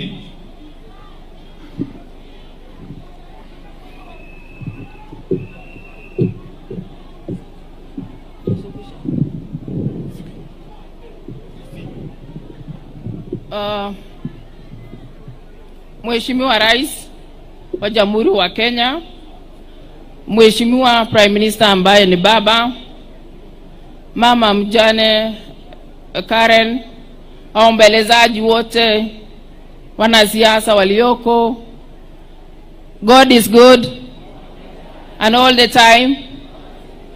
Mimi naitwa Beatrice Askul, ni Cabinet Secretary wa East Africa Community Affairs, ASAL and Regional Development. Kwa hivyo niko mahali hapa nikitoka kwa kaunti ya Turkana. Kwa hivyo nimeleta maombolezi zetu na baraka za Mungu kwamba yale yametendeka tukubali kwamba yalitendeka kwa sababu ni mapenzi ya Mungu. Tuko hapa kwa sababu pia babangu mlezi kisiasa ni Raila Amolo Odinga. Kwa hivyo nimekuja kusimama na familia yake kwa sababu huyu ni mmoja ya wale walikuwa na yeye katika undani wa kutenda kazi. Kwa hivyo tuna majukumu tukipitia kwa kiongozi wetu wa serikali ambaye pia ni baba yetu katika uongozi wa serikali. Hapa tuwe pamoja, tuomboleze mambo haya, tukitiana pia nguvu kwamba ni Mungu pekee uweza kutenda mambo haya. Juu hatuna uwezo kama binadamu, ni mpito ya kila na mmoja. Kwa hivyo watu wa Siaya, Mungu awape nguvu sana, awatie sana nguvu familia yake na watoto ya George. Mimi nilimjua George back 2004 wakati tulikuja kujua baba Raila Amolo, na mara kwa mara alikuwa anatuleta karibu. Nakumbuka siku moja wakati baba alikuwa Prime Minister, ikawa kwamba kuna mlolongo hapo kupata baba si rahisi. Ikawa kwamba nimekuja na Mheshimiwa Imana kutoka Turkana. Wakati huo nilikuwa Secretary General wa chama kwa county. Mheshimiwa Imana alikuwa chama. Ikawa ngumu sisi kupata baba. Ikawa kwamba tumetext message kwa baba kwamba sisi tumetoka Turkana, tulifika hapa saa 3 asubuhi mpaka saa hizi hatujawahi kukupata. Baba alipata hiyo message around saa 5. Na mara moja tulikuwa pale chini kwa reception pale, tulipata mtu ametumwa mara moja kutuchukua. Na I am assuring you wakati huo mwenye alitumwa ni George. Na tangu George ajue sisi amekuwa akitupatia all the time access wa baba, ndio nikajua kwamba ni mmoja pia ya wale wanatii sheria za baba kwa watu wake. Kwa hivyo nilimjua wakati huo, tukafanya kazi mpaka sasa. Baba, pole sana. Wacha Mungu akutie nguvu, Mungu akuwezeshe. Ninajua mambo haya ni mapito ya kila na mmoja. Kwa hivyo siwezi ongea mengi. Mungu awabariki wana Siaya, Mungu awalinde. Your Excellency the President, we are here because you are here. Thank you so much. Asante sana dada yangu Mheshimiwa Beatrice Askul. In our midst we have a number of national government officials, and especially those who come from this region. They will not speak I will just ask them to be upstanding so that you may know them. And they are led by my good friend and brother PS Raymond Omolo of Internal Security. Thank you very much, Daktari. We have got Dr. Umo Luga, a nominee for PS Medical Services. That is my good Vranda. Aya. Asante sana. Who else is there? We have got the chairman of the Kenya Sugar Board, who is also the son of the soil, Mheshimiwa Engineer Nicholas Gumbo. We also have in our midst, I believe, a commissioner at the Salaries and Remuneration Commission, Mr. Daktari Jalango Midiwo, and many others, many others. Let me say this, and very briefly so, because as it is customary, as cabinet secretaries, we don't make speeches in the presence of the president. But let me say this, that the man lying there was a great man, because a lot has been said about George, which I can confirm is true. I knew George in 1991, when I was a young university student in Nairobi. And George, amongst other colleagues of his, were then the youth of Baba and of course Jaramogi Oginga Odinga. So we worked very closely with George and his compatriots, those of us who are from the university as students, and George and his compatriots, whom I would have referred to as the combatants in the then movement. We consider ourselves as the think tank. But we worked very closely together. We had a very seamless blending. Very seamless blending. This George was a very calm person. But earlier on, he was very aggressive. I think in his earlier days. And very alert. I remember one day, Your Excellency, when we were in Thika Stadium, that was sometime in 1996, as members of Ford Kenya then. The infamous Ford Kenya meeting at Thika Stadium, when there were divisions in the party, and we found ourselves in Thika trying to resolve the stalemate. We were faced by a very aggressive group that had obvious support of the police. And on our side, we remained extremely vulnerable. I, together with Baba and the rest.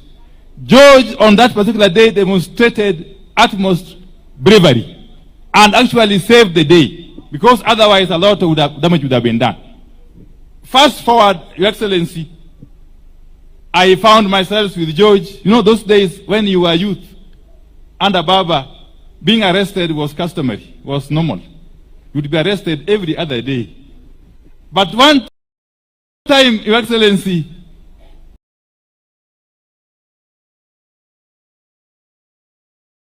I think that was now in 1997, when we were clamoring for reforms as young people, and under Baba and his compatriots. I found myself arrested together with George. And we spent with him almost 10 days at Kilimali police station. Those days, there was no time limit for being incarcerated in police station. You could even stay there forever, under the old constitution. We stayed with George for about 10 days at Kilimani. Later on, we found ourselves in Kamukunji police station. And eventually, we found ourselves in Kamiti, where we stayed with George alongside other comrades of his, like Mumba Wade, who spoke here earlier on. In Kamiti, Your Excellency, we stayed for about 5 months with George. And George remained very firm, very firm and committed. One thing I want to say is that most of us who have worked closely under Baba, those of us who have been through the Baba School of Mentorship, one thing we have been taught is to maintain confidentiality. One thing we have been taught under Baba is to maintain confidentiality and to keep secrets. Your Excellency, these days I get surprised when people come out and say, oh, when I was serving, I was called, I was told to do so and so. Oh, when somebody came to meet me, I recorded him. That is something that we cannot do, those of us who have been brought up and mentored by Baba. Because we have been taught that you must maintain confidentiality. You must maintain confidentiality. Your Excellency, let me say this, that as we send off George today, we must appreciate the gains that we have made as a country. As a country. And I must thank Baba Raila Odinga, for accepting to work closely with you, Your Excellency, to unite this country. Your Excellency, where you sit, rest assured that Baba has got our collective mandate as the people of this region to assist you to unite this country. And that from where we sit, Your Excellency, there is no turning back. We have made a decision that we are working with you, and we are doing this to the end. To the end. We are doing this because we know that the country is much bigger than any one of us. Your Excellency, under your leadership, and I must say this here, it is the first time in the history of this country, since we gained independence, that we are seeing electricity being taken to our islands on Lake Victoria. Your Excellency, recently you came here and launched a serious mini-grid electrification project at Mageta Island. Here. Later on, I represented you in commissioning electricity projects in Ngode Island and Takawiri Island. Your Excellency, in this coming budget, we are planning to ensure, working closely with my brother John Mbadi and Mheshimiwa Samatandi, to ensure that we put in place mechanisms to extend electricity to Ndeda Island, to Oyamo Island, and to Sifu Island in Central Sakwa, here in Siaya County. And not to forget that we are also just about to open a tender to take electricity to Kiwa Island and Kibuagi Island in Suba South, Your Excellency. So these are happening because of the conducive environment that has been brought about by our coming together under Your Excellency and Prime Minister Raila Amolo Odinga. As I conclude, Your Excellency, don't be threatened by anything or anybody. And those who are shouting, Ruto must go, I want to tell you, he is going nowhere. Oh, come on. He is going nowhere as long as Baba Raila Odinga continues to work with him. And we are all behind them. Your Excellency. Your Excellency, in this region, we are not known to be double speakers. We say what we believe in, and we do what we say. We have said in one accord that we are in this government of yours as a people, and we want to continue in that manner. Kwa hayo na machache, asanteni sana na Mwenyezi Mungu abariki. May George's soul rest in eternal peace. Asanteni sana. Thank you, Waziri Wandai, for those words. You know, my own session is now coming to a close. So allow me on behalf of the people of Rarieda, now that we have the attention of His Excellency the President, to say only three things. First of all, Your Excellency, in this grounds where we are mourning George Oduor. But we've been mourning in recent days. In this very school where we are, 2 students lost their lives barely 2 weeks ago when they were on top of a cistern or a pit that sank, and in fact they are being buried today. So we mourn with their families. In this very school, Your Excellency, only about a week ago, we had a funeral ceremony for 5 ladies. 5 ladies. 5 ladies who lost their lives again just in the local village when they were mining gold. And we appealed, and I've already met the CS in charge of mines, Waziri Joho, and the PS, to ask that they help us enhance the safety in terms of that. Your Excellency, the Ramba school that is mourning requested me to request, and I am merely a servant, that you may find it in your heart that if you want to donate something to this school, their biggest problem is a dining hall. They have many problems, but most of the others I'll deal with. They have a capacity of about 2,500. The dining hall that they have built about 30 years ago can only accommodate 800. Akwayo kutoka akwayo. Secondly, Your Excellency, there's a very small portion of a very small road that was unable to be completed before your time. It is called Akado Kamito Road, just 4.8 kilometers. It has now taken 6 years, just 4.8 kilometers, Your Excellency.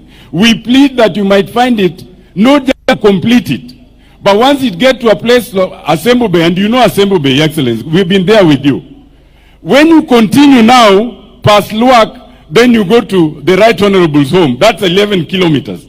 So we request not that you just complete the 4.8, but you now connect it, so that when you come to visit your friend, the Right Honorable Prime Minister, you can choose not to go through Ndori, but you go through Kalandin. Dakupa Munbe. Lastly, Your Excellency, in affordable housing. Your Excellency, in this constituency, we are yet to get any affordable housing. But I've spoken to PS Hinga, and I've requested that for us here, our top priority is accommodation for students. Rarieda has 5 wards, and each of those wards has a tertiary institution. There's Mahaya Tivet, there's Masala KMTC, there's Agok campus of Jaramogi, there's Bwaja TTC, and lastly, there's Nyakongo campus of the Kisumu National Polytechnic. Our humble request is, may you find it in your heart to prioritize building students' hostels as our form of affordable houses. Secondly, I want to support Honorable Junet, and we want to assure you, Your Excellency, and the Right Honorable Prime Minister, that as one of those who crafted the Constitution, I fully support a situation where we realize the full fruits of devolution.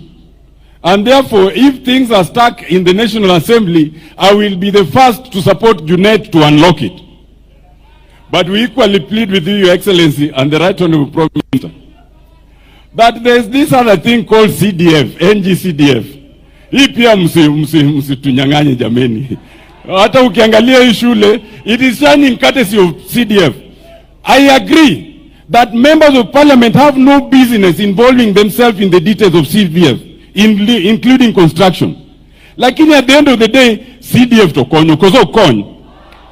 Uye no okonyo kozo koro CDF to beda and manani, we have to be careful. We ensure that it is restricted to the functions of national government, and the member of parliament has no business dealing with it. Awacho kozo kawacho. Lastly, I want to apologize to you, Your Excellency. Only 2.5 years ago, we were adversaries because as an advocate, the council I acted on instructions. I had my client, the Right Honorable Prime Minister, who instructed me through my leader, Senior Counsel, to challenge your win. And we did challenge it, and you know that. And you know, when we are there, we are kind of different. We don't talk the way we are talking here. But the Supreme Court said that was all hot air. And we accepted. So, Your Excellency, we accepted, therefore, because we were saying the government would be Raila Amolo Odinga. But the Supreme Court said the government is William Samoei Ruto. Adir kozo kadir. Therefore, you are the government. I thank you for accommodating our government.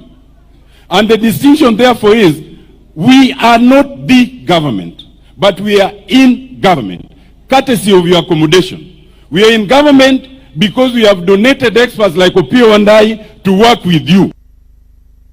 And we thank you for that. Uwinjo kimawa chokozo kuwinji. Awacho niya. Kignato wachni wan a sirikal. Like one a sirikal. Uwinja kozo kuwinja.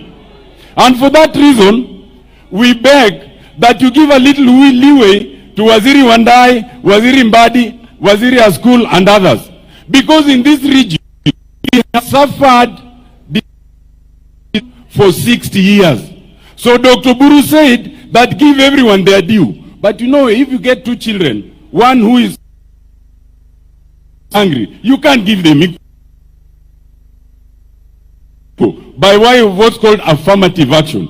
So hata Wandai, Mbadi na wengine wakifanya affirmative action, Your Excellency, uangalie tu na macho ya upole. Awajo kuzo kawacho.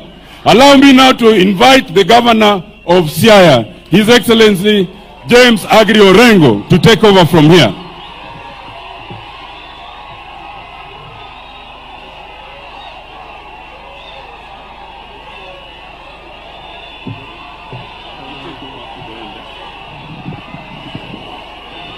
Hello? Hello?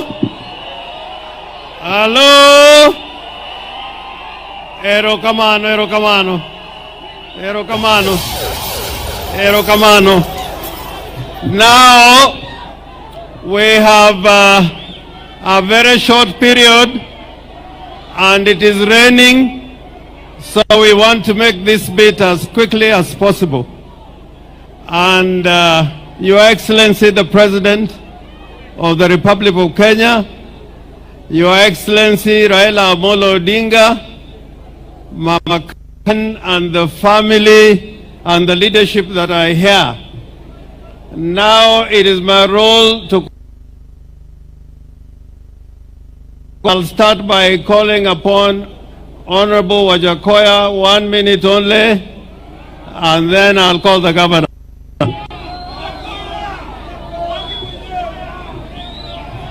Your Excellency, the President of the Republic of Kenya, my Prime Minister, Honorable Raila Odinga, Governor Orengo, Governor Baraza, Governor Tuoma, Governor, my friend from Migori, Professor Nyang' Nyong, and the area MP. This is the first time I'm meeting this man, Ruto, after the election.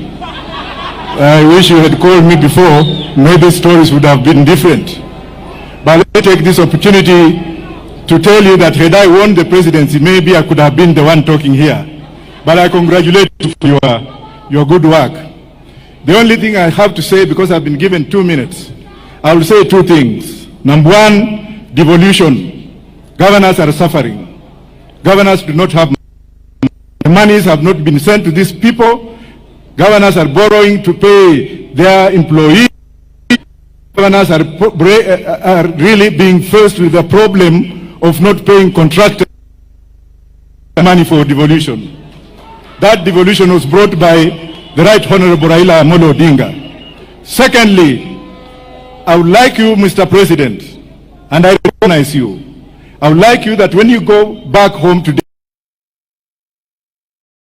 the President, go and call Butere girls and their principal to State House, have tea with them, tell them thank you, and then visit their school, harmonize relationship with the school kids. Otherwise, watoto wadogo saa hizi wanakuchukia because of the mistake that was done by your juniors. Correct them. You are my president, you have the sword of power, and you can lead the country if you have both of us. Madam George, Madam George, it's George that made me closer to Jacom. There are some people who had blocked me, and I've stayed with Jacom in Britain. I've stayed with Jacom's family, including the sister in UK. But when I came back, there was that buffer zone. It is this man who made me see Jacom, and then we blossomed. Finally, Governor Orengo, Inosiopna. Orengo, you have played a big role in my education. Orengo, you have played a big role in democratization of this country. Orengo, you have played a big role in doing what we have. May I take this opportunity to go and sit down to thank Baba. If you did not do what you did, this country would have burned. But we don't want to burn this country, Mr. President. I want you to go and tame Farouk and group. Waambia wakai chini. Because this country is bigger than them. You are my president. Then I'll come and have tea with you. Thank you very much.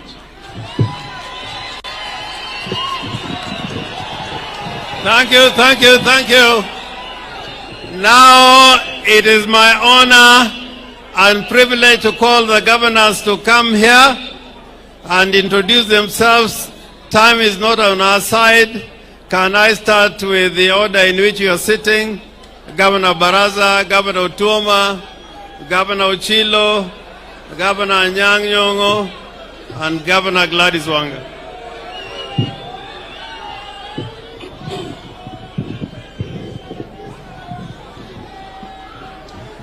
Mheshimiwa Rais wa Jamhuri ya Kenya, Daktari William Samoei Ruto, kinara wetu wa chama cha ODM, Baba Raila Amolo Odinga, itifaki zote zikizingatiwa. Bwana asifiwe. Kwanza kabisa, Mheshimiwa Rais, niruhusu nitambue mfalme wa the Wanga Kingdom ambaye ako hapa, Honorable Peter Nabongo, amekuja kuwa na sisi hapa.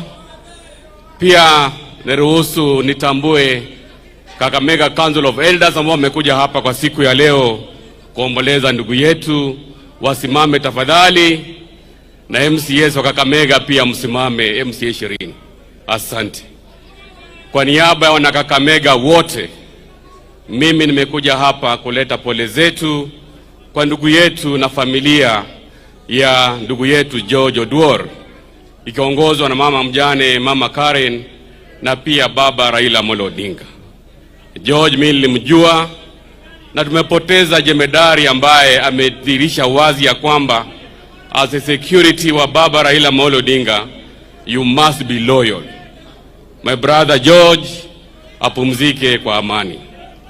Jambo la pili, Mheshimiwa Rais, mimi nashukuru sana kwa niaba ya wana Kakamega wote vile mlitia mkataba na Raila Amolo Odinga ili tuweze kueneza maendeleo katika gatuzi zote 47.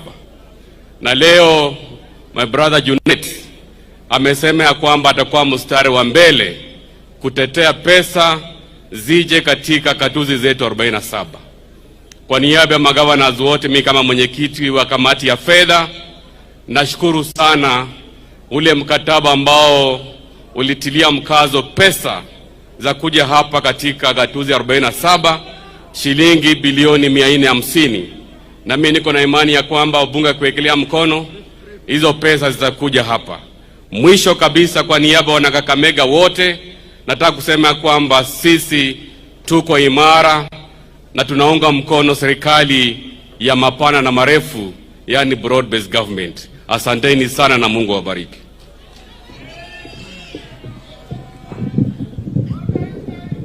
Asante sana Mheshimiwa Rais, Mheshimiwa Waziri Mkuu, waombolezaji wote wakiongozwa na Mama Karen.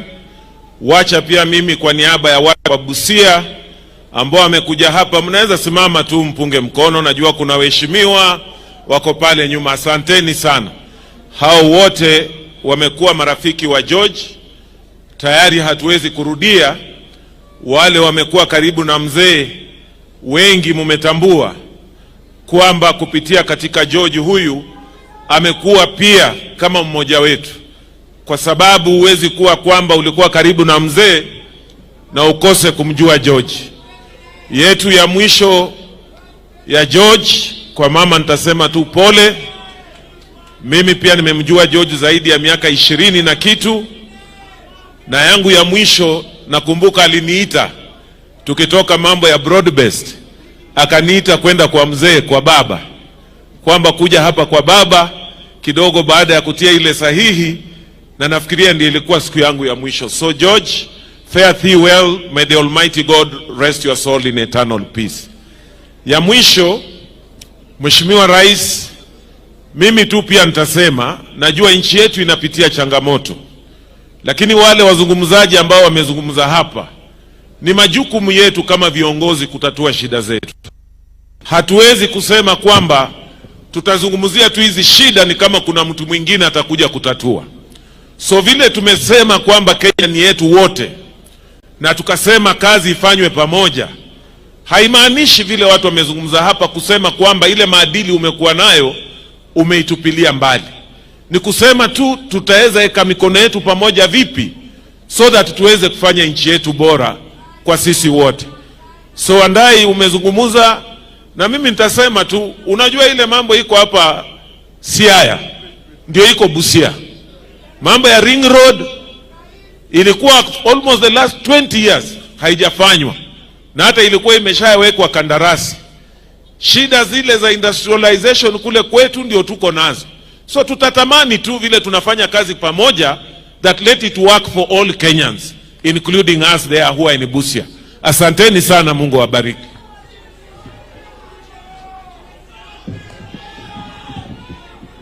Your Excellency, the President of the Republic of Kenya, Dr. William Ruto, Your Excellency, the Right Honorable Raila Odinga, on my own behalf and on behalf of the good people of Migori, I bring my condolence to the family of George, to Baba, and to all Kenyans and the patriots who have lost a great person.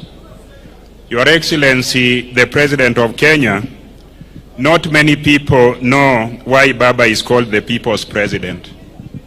Baba is called the People's President because of the love that the people have for Baba. But the People's President needs security. Security, if the People's President is not the national president, is not given by the state. It is this great person lying here called George that developed the network of civilian securities who always secure Baba. In Migori, where we come from, George had a wide network of young people who are always and will always be protective of Baba. Baba is a true friend, a true security person who is much better than the official security that will always be offered to you. We have come here to support you. We have come here to support all of us. Finally, Baba, hii miujiza mmefanya pamoja na rais wa Kenya called broad-based government. This is the greatest thing. On my part, around when we had KANU, tulikuwa na vita sana. I have been around when we had other parties. This understanding that you have brought and given to us as Kenyans has enabled us to sit everywhere, anywhere, including in funerals, na tulie na tuomboleze kama jamii moja. Continue it, and we hope in 2027 will continue like this. May God bless all of us. Asanteni sana.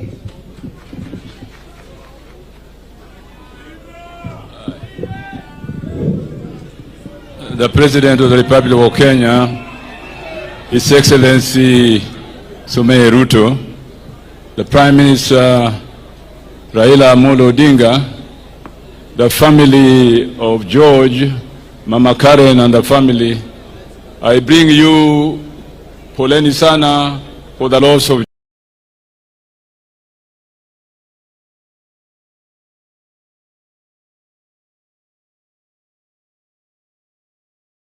George. I bring you greetings from Kisumu County, whom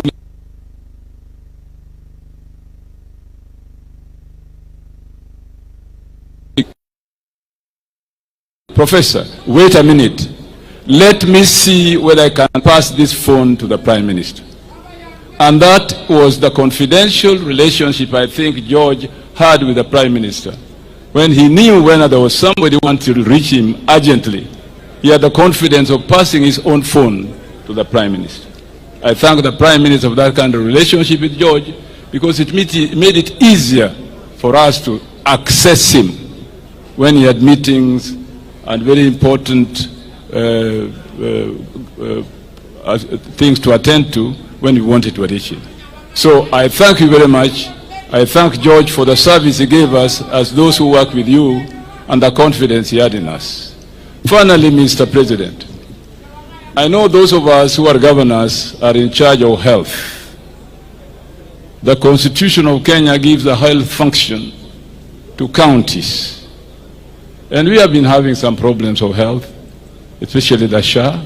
But let me assure you, Mr. President, we are meeting in the Council of Governors on Monday with your team to discuss these problems and to bring to the government tangible issues that need to be attended to for issues that concern SHA and the health system in general in our country. We shall meet on Monday and you will get the information subsequently from your officers. We thank you very much for paying attention to that. And let me end by saying, poleni sana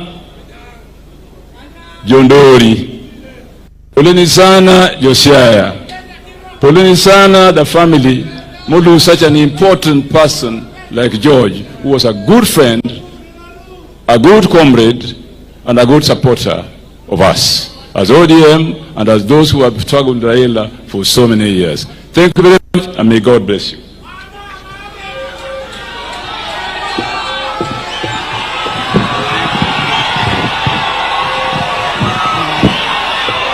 Your Excellency, the President of the Republic of Kenya, Your Excellency, the Prime Minister of the Republic of Kenya, the Church, and the family of the late George Oduor that we are sending off today. Wananchi wapendwa, hamjambo. First, as the national chairman of the ODM party, allow me to recognize all the ODM party officials right from polling station mpaka NEC. Nataka msimame mpunge mkono wale ambao wamechaguliwa katika chama cha ODM. Asanteni, mketi chini. Baba and the entire Jaramogi family, tunasema pole sana for the loss of George. George was distinct and he treated everybody equally. Alikuwa imesemwa sana, lakini jambo moja ambayo nitaongezea ambayo labda sijasikia ikisemwa, he was also a very consummate community developer. Mimi nilikuwa governor kule Homa Bay, where Karen comes from. Yeye ni Nyakindu, anaishi huko Suba. The last conversation we had with George ilikuwa kusupport kanisa huko Lambwe kwa family ya kina Karen. He supported the community and community projects. And may God rest his soul in eternal peace. Tarehe 7 mwezi wa 3, sisi wote tulikutana pale KICC. ODM walikuwa hapa, UDA walikuwa pale, na walituzungumzia viongozi wetu kuhusu zile agenda 10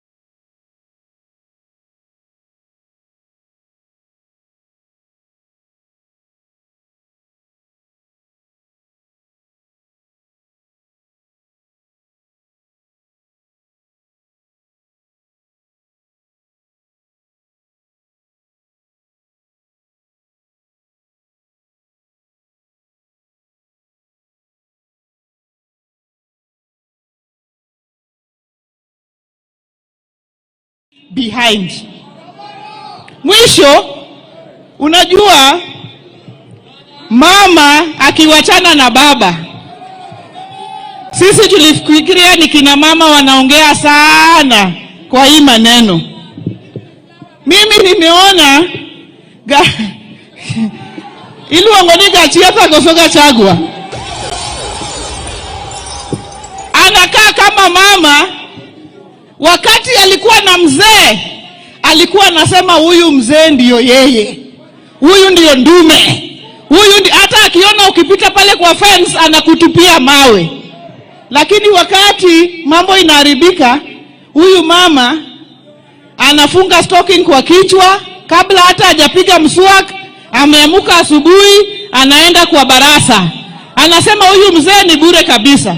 Hata hawezi kuzunguka uwanja mara 8, anazunguka mara 1, anakaa namna hii, anakaa namna ile. Hii sasa ni vitu bure kabisa. Asanteni sana na Mungu awabariki.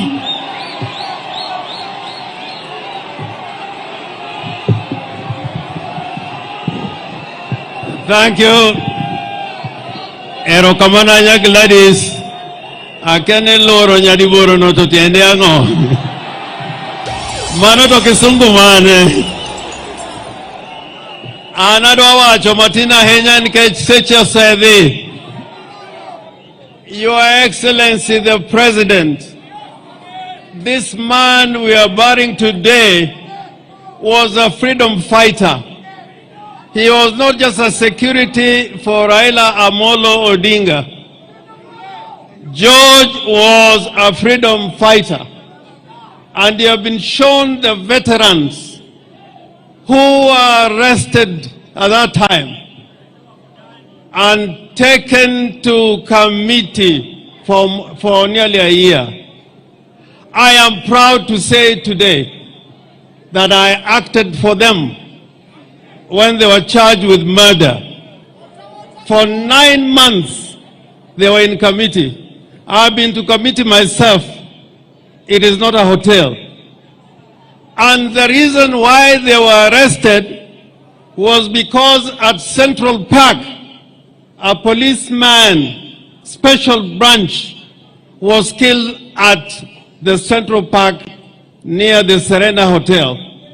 And this policeman made the mistake because he was not in uniform. And people saw him draw a gun. So the crowd jumped on him and he was literally pulled apart and died a very painful death at Central Park. Now, instead of doing proper investigations, what the police did was to look at the people who attended that rally, and they were looking at people who were generally with Raila Amolo Odinga or Jaramogi at that time, and that is why they were arbitrarily arrested. Even my own driver, who is here, Michael Kuma, was also arrested. There's a young man I've known for years in the street, known as Dod Kenyatta. He was there. Lumumba Owade, who had just spoken, was there. There were nearly 9 of them. Your Excellency, what helped that case was there was a policeman who recorded his statement in English. And then when we went to court, after he had been sworn to say the truth and nothing but the truth, when he was shown the statement and asked which language he was going to speak in, and he said he is going to speak in Swahili. Unfortunately, his statement was in English. So when I started asking him questions in English, the judge then, Okubasu, insisted that he must answer in English. That there cannot be a policeman who was a superintendent of police who did not understand the English language. So every time I put him a question and read his statement, all the time he was saying, hiyo si mambo yangu, mimi sikusema hiyo. So ujinga ya huyo polisi ndio ilifanya hao wenzetu wakatoka katika jela. They were found innocent. But the worst thing is that they were charged with murder. And this man, Oduor, would have been hanged. Would have been hanged. And it was not just one day. Lumumba here, after 8 months, again he was arrested in Bungoma, and they said they had killed the son of the former member for Ebuye, Honorable Sambu. And I used to go to Bungoma every day, very early in the morning from Nairobi. 5 of them were charged during a by-election. Most of those young men died. The veterans who were taken to community, nearly 3 of them are dead. But what am I trying to say? And you have said it before at one time, that the weaponization of the criminal justice system should stop. The police should not be used to make up trumped up charges. This young man at that time, he was in prison for 9 months on trumped up charges because he was a freedom fighter, and that's why he was being arrested and charged with the offense of murder.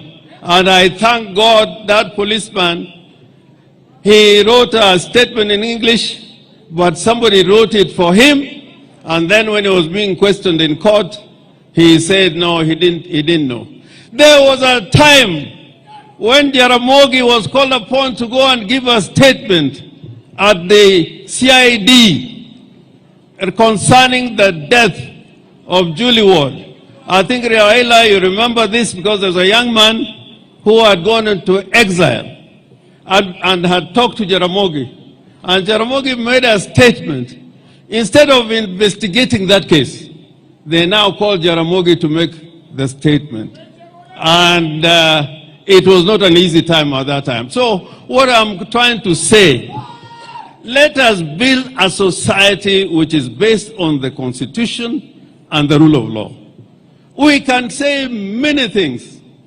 And me, I cannot be praise singing because we fought for a democratic constitution where people should talk, where people should talk, where people should talk. I was in parliament when people used to tell Moi that Moi hakuna mahali utaenda, you will be in power until the day you want to go. They told Moi, and I was in parliament at that time, there are only a few of us who said we cannot have this system of government. And Raila was the head at that time when Jaramogi had died, that we do not want that system of government. So I am asking you Kenyans, this constitution that we fought for, it is a very difficult document to keep. And if you keep on, song praising all the time, we will not have a country. So I urge you, tell your leaders the truth. Tell your leaders the truth. And know that even when, President, when you came here the first time, I was the only one who was here. I was the only one. I was here because I was convinced that institutions must work. A lot of my men, even Otiende here said he cannot come. I tried to persuade him. I was here alone with you because I don't praise, song praise. I believe that you're the president and we are going to talk. So this country will go to the dogs again if with the kind of language I'm hearing here, you continue with that language. Please, when you have something being brought to Siaya, it is a matter of right. It is not you are being given, it's a matter of right. It's a matter of right. And I cry. When I was in parliament, I was the only backbencher I was here with Omamo. I was in Okero. There were other people like Okwanyo. And they used to tell me that you must be in government. All of us cannot be in government. Just fight for your right. Just fight for your right. And you'll have a better country. Asante sana kwa hayo machache. I call upon Raila Amolo Odinga to come and speak.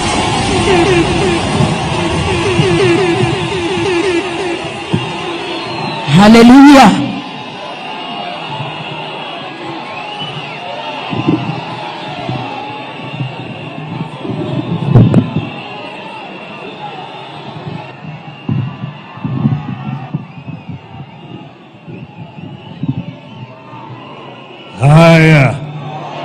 Haya, naweza kuketi. Your Excellency, Mheshimiwa William Samoei Ruto, the President of the Republic of Kenya, the governors, distinguished guests, ladies and gentlemen, hamjambo. Hamjambo tena. Yes. I first want to begin by thanking everybody who has come here today to help us do a send-off to George Nyangira Oduor. It is very, very painful and it's very difficult for me to talk about George. But first let me begin by bringing condolences from Mama Aide, my wife, who cannot be here today because she's on a mission in Korea. That's why she's not here. George is a part of our family. And you see, it is now 10 years since I lost our first son, Fidel. And now George is gone. It's so painful indeed. If you say somebody is ready to take a bullet for you, George, I've known few people who can be as committed and dedicated like this young man. We have had, as they have said, a very difficult time sometimes. George is a very cool person and very intelligent, very observant. You think he's a fool when he's next to you, but he's thinking very deeply. So when he comes and tell you, this place is not safe, let's get out, you must get out very quickly. So it is very painful indeed. George worked for me. He did not work for Jaramogi. Just very brief. Jaramogi was very brief around there. When we recruited George, we sent him for training to South Africa. And in South Africa he trained and was top of his class as a security officer. You can see his reports. Later on we sent him to Israel. Again, he trained in Israel for 3 months on security. If you look at his report, very, very, very exemplary. So he was a very highly trained officer. He even trained in the United States. He knows how to sense trouble. He feels it and he wants you. This is going to happen. This is going to happen. So we knew each other so closely, so well with George, and we've traveled around the world with him. Of the 7 continents, we've been with George to 5 continents, except Arctic and Antarctica. He's been all of those places. And he's so familiar with many other things. When you go to a place within a short period of time, he has moved around and he has scouted and know where the danger is. So it is painful. But the other people you've seen here, they call the veterans. Veterans, wasimame. Those people there. Hello? Veterans, fungeni mkono. These are the people who have been with us. There's very many, they are battle-hardened. Asanteni sana. Ni hao watu ambao wamekuwa pamoja na George throughout all this period of time. So we have lost a son in our family, and we are very sad indeed. Mama Carol here has kept George. She has looked after George very well. George was all the time very smartly dressed when he came to work. Thanks to Carol. Yeah. So I thank all of you for coming here today. Now today is not my day to make a long speech. I don't want to make a speech. But let me say hivi. Kenya hii iko hapa na itabaki. Dunia ni daima, lakini binadamu haishi dunia daima. Kwa hivyo Kenya ni moja peke yake. Mpaka tulinde Kenya, vile tubadilishe Kenya. Na Kenya italindwa na itabadilishwa na Wakenya, si mtu mwingine. Kwa hivyo Kenya mpaka wasimame pamoja. Yale ambayo tunataka ni ubaguzi ya kijinsia, ubaguzi ya rangi, ubaguzi ya kikabila, ubaguzi ya huyu ni mzee, huyu ni kijana, huyu ni mama, huyu ni mlemavu. Hatutaki. Tunataka kuunganisha Kenya wawe kama kitu kimoja. Hiyo ni muhimu sana. Pili, neno langu la pili, Junet yale amesema, tulipigania kwa nguvu na dhati tupate katiba mpya. Kuna watu wengi ambao walikuwa wanataka katiba mpya. Sana sana walikuwa wanapinga sana mambo ya ugatuzi. Mmoja akatuambia ati watu wengine wanaitwa governors. To govern what? Kwa hivyo ugatuzi ilikuwa na maadui wengi zaidi. Ndio sababu kuna zingine ambayo hatukuweka. Kuna zingine ambazo ziko katika ile bomas ya kwanza draft. Lakini ziko katika hii katiba ambayo tuko nayo sasa siku leo. Hii katiba is still work in progress. Lakini ugatuzi ilikuwa muhimu zaidi. But devolution is not working. The devolution is still not working properly. If devolution were allowed to work properly, you will see the fruits of devolution. Go to Germany and see how a devolved system works. Very, very efficient indeed. You know, we did not, for example, devolve education. But in most of the devolved systems, education was devolved up to secondary school. The reason why we did not devolve devolution was because of NAT. NAT walipinga wakasema ati NAT za kufu kama devolution education is devolved. Tutamoja walimu kupinga hiyo katiba. That's why we did not devolve education.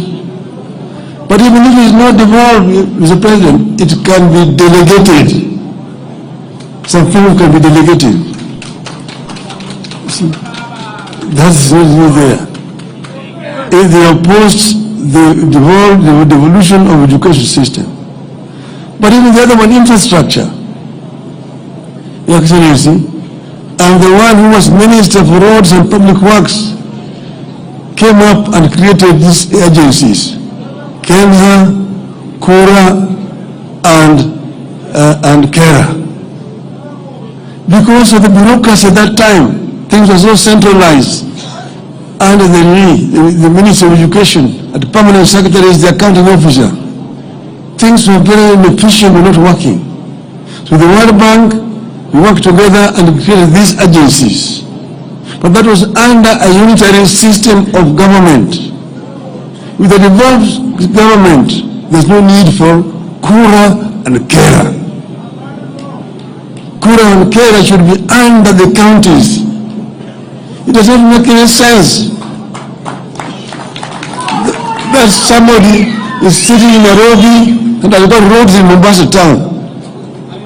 Somebody is sitting in Nairobi and has got roads in Kisumu which cannot be touched by the government.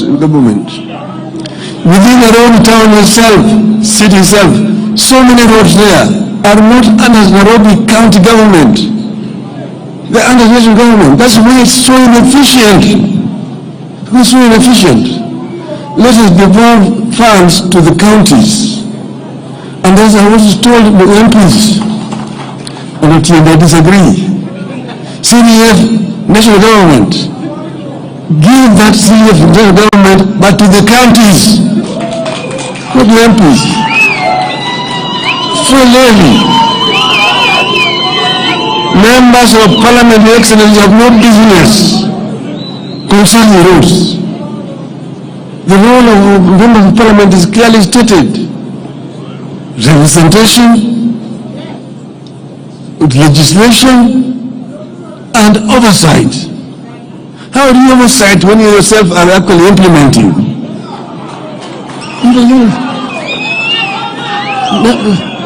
Those funds should go to the counties. And if the governor mess up with this, then we deal with the governors themselves.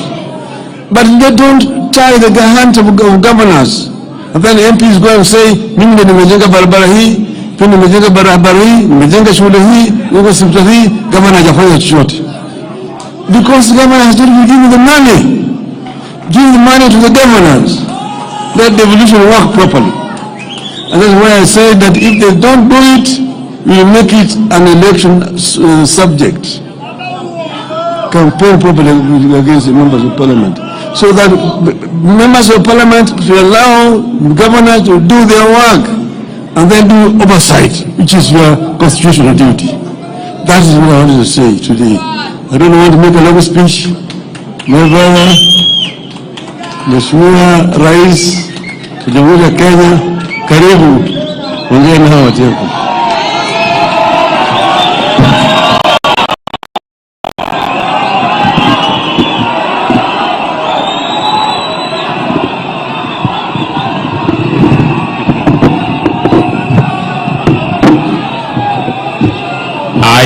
Asanteni sana, tafadhali tuketi.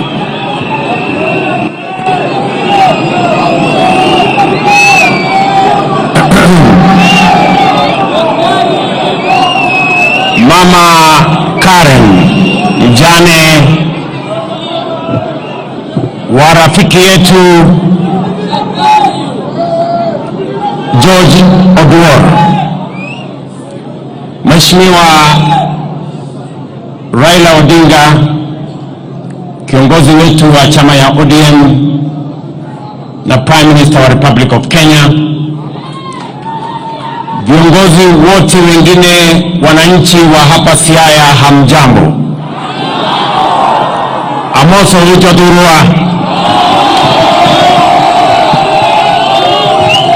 Nyasaye ber, sejete. Bwana Yesu asifiwe. Asanteni sana. Kwanza mimi nataka nichukue nafasi hii on behalf of the government of Kenya and on my own behalf and my family to bring condolences to Mama Karen and the family of George Oduor, a man we have come here to celebrate today. And I have come here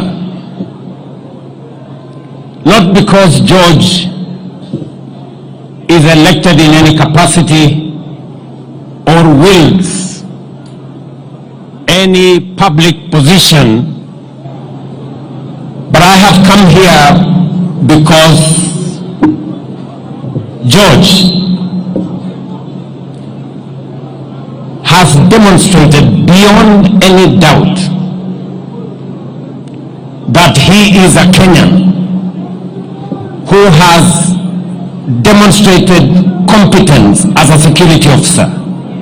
He has demonstrated competence and integrity as a confidant, and he has shown immeasurable loyalty as a Kenyan patriot entrusted with the security,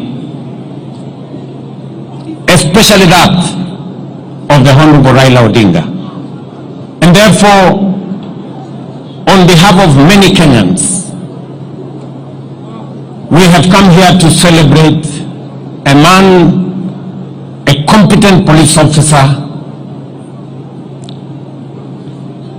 a confidant with great integrity, and a loyal patriot as a security officer of the Republic of Kenya.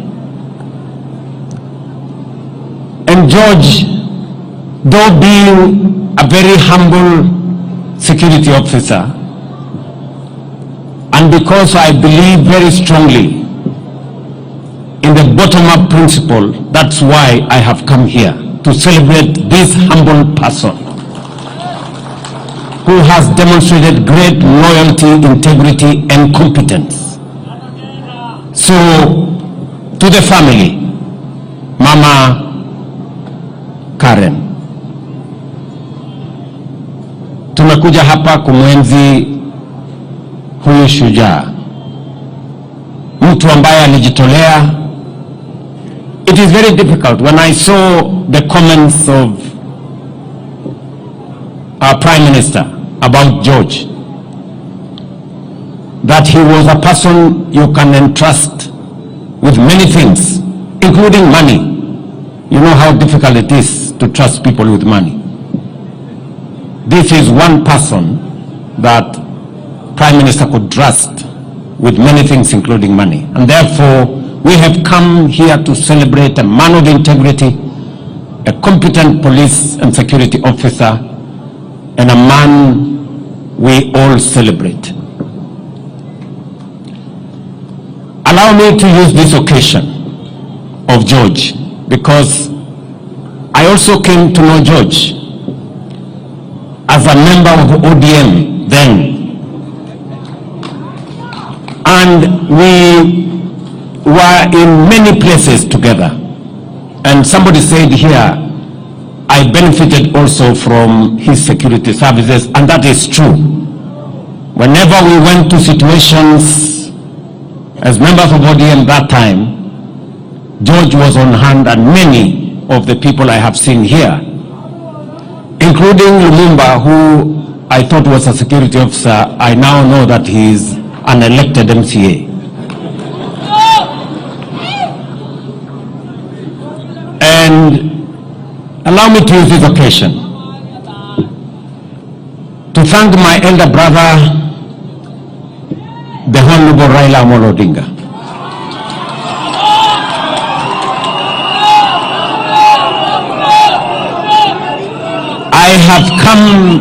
I have come a very long way with the Honorable Raila Odinga. And I want to stand here today and to say, I did not know that the man I stood by and gave my all at a moment in my life, we would eventually become competitors, and that he would eventually come and anchor my leadership. And so, the Honorable Prime Minister, I want to tell you, I am truly grateful that just the same way I stood with you when you needed a man to stand with you, you have equally come to stand with me when I needed a man to stand with me. I am truly grateful. And I want to say this for the avoidance of any doubt, that when Baba here came to stand with me, it was not about him. It was not about his interests. It was not about parochial or sectarian or narrow interest. It was about the greater interest of Kenya. And history is going to judge the Honorable Raila Odinga fairly, that whenever there is an opportunity to stand for the nation, he has always stood for the nation. The Honorable Raila Odinga, I am very, very proud that our paths crossed and we have come this journey together. Let me say this to all of us. In this journey of nation building, everybody has a contribution to make in different ways. I am happy that today I am the leader of this broad-based government that I agreed with my brother Raila Odinga. And broad-based is not about the interests of any one of us. It's not about the interest of Baba here or my personal interest. It's about the interest of 50 million Kenyans. And I will say this without any fear of contradiction, that because of our coming together, because of forging this relationship that has stabilized the country, that has created inclusivity, eliminated the things that divide us and the negative ethnicity that threatens our country. Today we can proudly say our economy is stable. The dollar, which was at 160, is now at 129 shillings. Inflation, which was at 9.6%, is now at 3.5% because we have come together and we are working together. I can proudly say, without fear of any contradiction, that whether it is our electricity, and I am very proud of what Oduor has said. Today, we have resources spread around Kenya. This year alone has 1.2 billion shillings to connect close to 15,000 new households. Something that has not happened before. It has happened under broad-based. Because we are conscious about leaving no part of Kenya behind. I am very proud that in the last 2 weeks we have released for the first time 60 billion shillings to our roads. 4.6 billion has come to this region. And the 9 roads in this year, all the contractors will now go back because we have done what we have done together. And because we have put the country ahead of Raila's interests, of William Ruto's interests. And that is the moment that this country needs. That is the moment that this country needs. We can have the best constitution. We can have the best election. But if we don't have the right psyche and the unity of purpose, ethnicity, division can undermine even the good that exists in our society. And therefore, I want to say to you, my brother Raila Odinga, that what you have done is what has enabled me even to do what we are doing in our housing, our markets, our infrastructure. And I want to say that our nation, Kenya, has consistently been undermined by division that undermines the national interest. And there is absolutely every reason for us to find it in ourselves how to forge unity for purposes of the nation. Kwa hivyo mimi nataka niseme leo nimekuja hapa kuungana na familia ya ndugu yangu Raila Amolo Odinga. Huyu George ni mtu ambaye alitusaidia, hata na mimi nilifaidika wakati tulikuwa pamoja katika ODM. Na nimesikia Sifuna anaongea na nguvu. Wakati unaongea mambo yangu Sifuna, ujue mimi ndio mwanzilishi wa ODM, so naenda polepole kidogo. Yes. Hivi ndio tulianza hii kitu.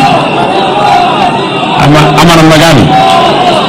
Na unajua ukinisukuma sana nitaitisha mkutano ya founder members ya ODM. Sio? Unajua tukiitisha hiyo mkutano tunaweza kufanyia discipline sisi ambao tulianza chama. Sio? So twendeni mosmos. Ile kitu mimi nataka niwaambie ni kwamba vile ndugu zangu wameongea hapo mbeleni, sio lazima sisi wote tuwe katika ndani ya serikali. Ni kweli. Lakini nani alisema kuna watu wamechaguliwa wawe wanakaa tu nje ya serikali all the time? Kuna mtu alisema kuna watu wamepangiwa kukaa nje ya serikali miaka yote? Hapana. And that is why tuambiane ukweli. That is why baba na mimi tuliketi chini tukasema it is time for us to work on a formula that brings inclusivity and brings all of us to appreciate that it is not necessary for one to get out for one to be in. Sio lazima mtu atoke ndani ya serikali ndio mwingine aingie. Na ndio tulikataa ile maneno ya wale walikuwa wanatupangia mambo ya shares, kusema kuna watu permanently wanafaa kukaa nje, wanakaa ni kupaguliwa miaka yote. And that is why I am confident and I speak straightforward that we must get rid of the politics of ethnicity, division, ile siasa ambayo ni ya ukabila, siasa ya chuki, siasa ya kubagua watu wengine. Hiyo siasa tunataka kuondoa katika taifa letu la Kenya. Na inawezekana my friends, inawezekana sisi wote tuchangie katika kuendesha serikali ya Kenya. Inawezekana. That is why that's what broad-based has taught us. It has taught us that we can be together, that others must not be out for others to be in. We can all be there. Sasa niwaulize, simzee baba yetu hapo Oburu ameongea, amesema anataka watu wa hapa wapate share yao, na hiyo share yao sio share ya watu wengine, kila mtu atapata share yake. Therefore it is possible for us, watu ya bara wapate share yao, watu ya mlima wapate share yao, watu ya bonde wapate share yao, watu wa hapa wapate share yao. It is possible for us to have a nation where all of us partake of the national resources and national development. And we must get rid, and I agree with Jeanette, we must get rid of the past formulas that skews development to one path and against other parts. We must do it right. And that is why hata huyu chairman wetu sasa wa budget, huyu muungwana Atandi, mimi namwambia Atandi, hata kama wewe sasa ni utapanga mambo ya budget, uhakikishe na sitakuruhusu ubague mtu yeyote. Upange vizuri, kila mtu apate haki yake. That's what we want. Tunaelewana jameni? Si mnasema tupange pamoja? So, tuendelee namna hiyo, tushirikiane namna hiyo, tupangane pamoja, na katika hii harakati baba amesema ya kwamba lazima tupange mambo ya devolution ikae vile tulikuwa tumeikusudia. Kumekuwa na msukumano na mvutano. Even as we talk today, National Assembly na county governments wamepelekana kotini kwa sababu ya kuvutana. We must have a conversation as to where are the limits, so that we can allow Parliament to do what it's supposed to do, allow governors and county governments to do what they are supposed to do, so that we can move the country forward together. So tunataka tushirikiane hivyo, tufanye kazi pamoja, na mimi niko tayari kushirikiana na sisi wote, na mimi naamini ya kwamba kati yangu, kati ya timu ambaye mimi naongoza na ile timu baba anaongoza, we are going to make this country great and united together. Sisi tumesema kama ni kazi ya barabara, I have just said here, and John Badi is my minister, that out of the 60 billion we have raised, for the first time this region is getting almost 5 billion shillings. And it is because they have few roads. We are going to build that into the future. And we cannot deny, we will be living in denial if we don't correct the mistakes of the past by making sure that we balance the country and balance the development of the country. So I want to invite all of us, sisi wote tushirikiane, tukubaliane, and criticism is mimi sasa nyinyi mnaniambia Ruto must go. Mimi nimesikia hiyo mara nyingi. Kulikuwa na Moi must go, kulikuwa na mwingine must go, kulikuwa na mwingine must go. Hii must go ni kitu ya kawaida, there is no problem. Ndio shida iko wapi? So there is no problem. Mara wananiita sijui nini Zakayo, mara Kasongo, mara nini. I am not bothered. Hii ni majina tu ya kawaida, lakini I am focused. I am focused. We must get our education right, and I am very proud of what we are doing with our education. We must get our electrification right. We must get infrastructure right, and we must handle devolution properly, so that we can all move the country forward. And I welcome any assistance from anybody so that we can make Kenya great. That is my mission, that is my commitment, and we are going to do this together. Tunakubaliana jameni? Munasema tushirikiane ama munasema tutengane? Tushirikiane pamoja, tujenge Kenya pamoja, tuache ubaguzi, tuache ukabila, tuache chuki. Huyu George ambaye amelala hapa, he would have agreed with us that tuachane na chuki, tuachane na ukabila, tuachane na ubaguzi, tuunganishe taifa. That is how Kenya is going to be great, kwa sababu umoja ni nguvu. Mwisho, huyu muungwana mbunge wa Raila, huyo Tende Amon, amesema hii shule in honor of George, this great man, in honor of George, huyu mbunge wenu amesema tusaidie kujenga hii shule, and I am committing 20 million shillings to elevate this school in honor of this great man. Wewe Otindo Amolo ukanifuatana na mimi, next week nitakuandikia check ya kuendesha hiyo shule. So tushirikiane hivyo, na kuna mambo mengine mengi ambayo ametaja. Kuna maneno ya hostels, kuna maneno yale mengine ya soko, kuna maneno ya affordable housing. If I had time, I would elaborate, but that is all in our plan. Kwa hivyo, asanteni sana. Nyasaye okwedu. Mungu awabariki. Thank you.